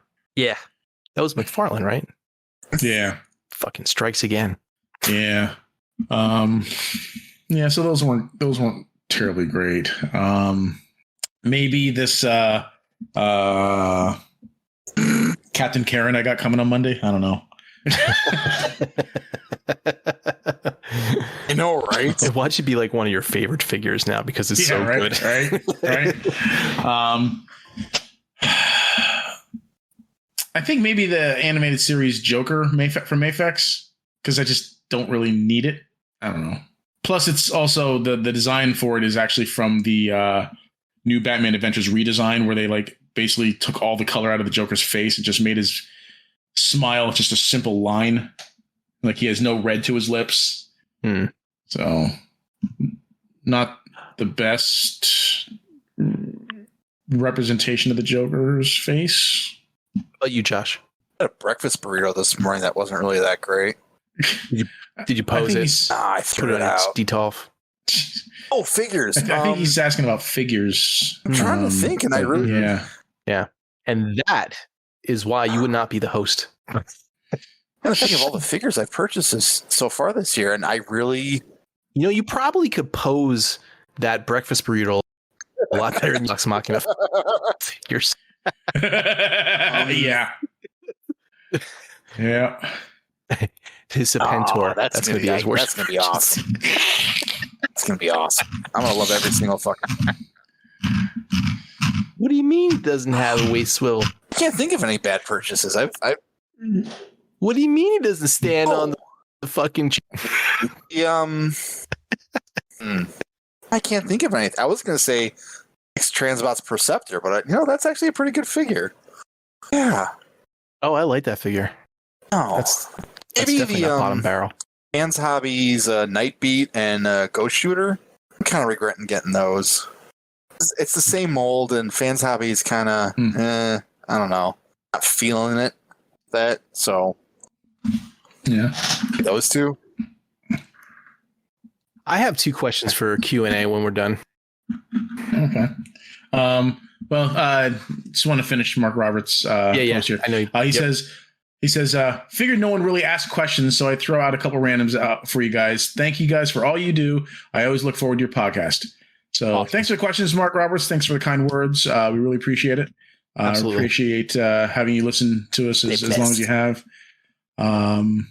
We don't know how long you stuck, how you stuck with us this far, but thank you. Thank you for the new dream. Appreciate it. Yes, you've made Jed a very, very happy man. I can aspire to something now. Yeah, yeah, you've given him something to aspire to. So yep. But thank you very much. So, all right, Jed, what are your questions? How's your modeling and painting stuff going? It's going okay. It's slow going. I kind of do it when I'm in the mood. So, but I'm almost done with my RX-78. So after I do that one, though, I think I want to move on to one of my car kits. How's your cell shading all when I that do stuff going? this. And your airbrush. Actually, I didn't use the airbrush for this Gundam kit. I'm doing this one hand painted. Oh, okay. Yeah, no, it's coming along. So I got the base colors down, so I'm going to start doing the shading and whatnot. And then once I do the shading, then I'm going to do the black line work. So did you get that shelf built for April? No, it's still sitting on the couch in pieces. So whoopsie. Yeah. Oh no, I'm not building it for her. She is. She wanted it. She can build it. It's for her office. Wow. I have nothing to do with that. Yikes. No, I got nothing to do with that. Besides, she's pretty handy. She can build things herself. So she's a capable woman. She doesn't need a man to build things for her. So, reverse psychology there. Good job, Levy. Damn right. I don't want to build that shit. Fuck. Think I want to spend my Saturday morning freaking doing that when I could be watching the Foosh weekly? Shout out to the Foosh. Robo. The other question was, since I haven't been keeping track, have they completed all of season 1, season 2, and movie figures masterpiece? Official masterpiece? No. Don't think so. Official Hasbro Takara. Transformers masterpiece. When you say completed, released or announced figures? No, I mean like released, like it's in your detail and you third party or official, like either one. What's missing? A number of things really. So season 1 and 2. And the first ones that come to mind are the Decepticon battle chargers, but X Transbots has them coming. Is that considered season 1 and 2? They're season 3. Oh, I was saying season 1, 2, and movie. I feel they're all done, aren't they? I don't know. Do you have? I know you completed season 1 Autobots and Decepticons a long time ago. Yeah, but what about season 2? And Josh, chime in anytime because I'm not even going to try to complete season 2. I just got characters that I liked from season 2. I'm nowhere near complete season 1 or season 2. So, no, I mean like released figures. No, I mean like available. Let's say I had $1 million and I wanted to have season 1, 2, and the movie in masterpiece size. Would I be able to do that, or is there anything missing? I feel like it's complete, right? It all depends on how deep in the rabbit hole you're going here too, because you could be like Mike and you have to have a representation of every freaking thing that was on screen. Right. No, I mean like just or you could just be referring to like the Transformers characters and not counting animation errors or like bit part seekers that were in the pilot episode and that was it. Like, the Rainmakers and shit. If you're not counting that shit, then maybe they are done. I don't know. I'd have to actually like sit down and think about that. I was just the only thing I thought that maybe might be the hole is the combiners, but I think they don't nailed all those, right? They don't have them all on the same scale because we don't have a we don't have a defensor in that in the defensor was season 3. What's the? He was in season 2. Yeah, he was released in the same time. He was released in the same time as the rest of the Scramble City toys. So he was part of season 2 assortment. He combined. He shot Bruticus, and then that was it for season 2 for him. One shot, one scene. Yeah. What's the name of the company that made the fucking Bruticus and the Superion? EFC? I can't remember their names now. No, the company that made those combiners. Yeah. Zeta. That's it. Yeah, Zeta Toys. Yeah, they don't have a defensor on the Zeta scale. If you want to get technical, it's Toy World that did first. Wait, what's the one? What's the one with the XTB? I thought that X Transbot's more like the like the Generation Toy Transformation, that scale, I think. Are? No, they're bigger than that. I think so. I honestly haven't combined my X Transbots, but I'm pretty sure the X Transbots one is just a little bit shorter than Zeta scale. There's no defensor in that scale yet. I don't think the one's been announced. Is there I was just gonna say, is there a Masterpiece Computron? But that's season 3, right? No, yeah, I think he's season 3. Right. But Hmm. Zeta did Aerobots and they did Combaticons, and they have not done. Was DX9? No, they didn't do Stunticons. No. DX Transbots. Right, that's right. Yeah, well, yeah, let's not count DX9, Fans X Toys, 'cause it's Transbots, not and Fans complete Toys. yet. Yeah, I think that's. I'm just kind of shuffling back to Nate's comment, and I was just trying to think Well, I mean, Nate's what's comment. left. Yeah, but Masterpiece Collectors have moved on to other franchises, Oh, and I feel like if you were able to complete most of the season 1, 2 movie, you might be done for maybe a majority of people. Yeah. And I was just trying to think what was left, and I think they has done all the Carbots, all the jets and stuff. There's triple changers out there, and we have Unicron, and all that. Well, we need a better Blitzwing because I don't think we have a really good one that I would consider to be like a final representation. No, I get that, but there is an option a Blitzwing? that you could always still get DX9. No, wait. Yeah, Maybe. DX9's a Blitzwing, right? Astro Train. I also think TFC did one. Did they? Or somebody did one. DX9 or X KFC, Transbots. the Blitzwing. KFC. That's it. Yeah. Not TFC. That KFC is the one I was thinking of. Not TFC. So Predacons were season 3, right? yes. Predacons, so that doesn't count. Abominus, Seacons. It's all season 3. Yeah. Was Abominus in season 3? Yes. I don't even remember that. Okay. He was definitely in Call of the Primitives. Oh, that's right. Forgot about that. Cool. And actually, I know Abominus has been was in at least a couple season 3 episodes. I do remember seeing him. Oh, I know we're getting the blaster tapes. They're the ones. Those guys are missing. Yeah. Oh, they were in the movie. Yeah, but the blaster tapes didn't come until season 3. They were in the movie. Oh, that's right. They were in the. Oh, yeah, that's right. You're counting the movie. You're right. My bad. Yep. Cool. Something to think about. Yeah. So that's it for questions. I got nothing. Unless anyone else had one. No. Good timing. The clock just struck midnight. Oh no, I'm melting. I'm melting. Or is that's something different? That's when you I lost my shoe. On you.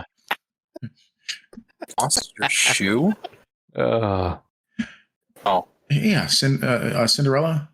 Jesus Christ, man! Learn your fairy tales. You know what? I just recently watched Zombieland again. The first one. Yeah, and I just now realized that Woody Harrelson and Bill Murray were in Kingpin together. Yeah. So yeah, I completely forgot that they were in that movie together first. So, which I think is amusing because in this movie he comes in, he's just like absolutely gushing over Bill Murray. Right. So I gotta watch Kingpin again, man. That movie was fucking great. Fucking Bill Murray's hair at the end. Oh God, that movie's so fucking good. So all right. Well, that's it for me. I don't got nothing else. How about you, Josh? Got anything to Thanks for end the having show me on, with? man. Again. Yeah, no problem. Yeah. Everybody else was Just busy. rest. I was gonna say, just rest well, knowing that the only reason we had you back on is because no one else wanted to do it. So, And next time you guys, just know that in your case, we did scratch the bottom of the barrel. I have come to terms with this. You don't have to keep rubbing it in. I know. I'm kidding, Josh. We love having you on, man. Yeah. We love having you. We love having you here. I love arguing Volume comic 2. book stuff with you. Bob Liefeld is Most God. of the time I'm right. The internet makes me right. That should be my slogan. The internet makes me right. All right. Well, if our celebrity host Levy has nothing else and our guest host Josh has nothing else, then enough's Fuck enough. you, Rob Liefeld. internet celebrity. Fuck you, John Bailey. Enough's enough. Yeah. Oh, I have We're to keep out. interrupting Jesus you. Christ, can I get it through?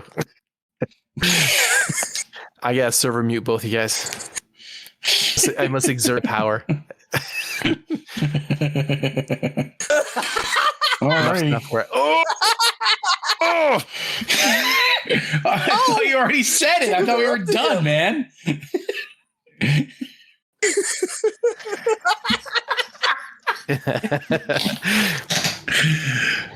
All right, one. I'm sorry, Jed. There's one, and there's two. Enough's enough. We're out.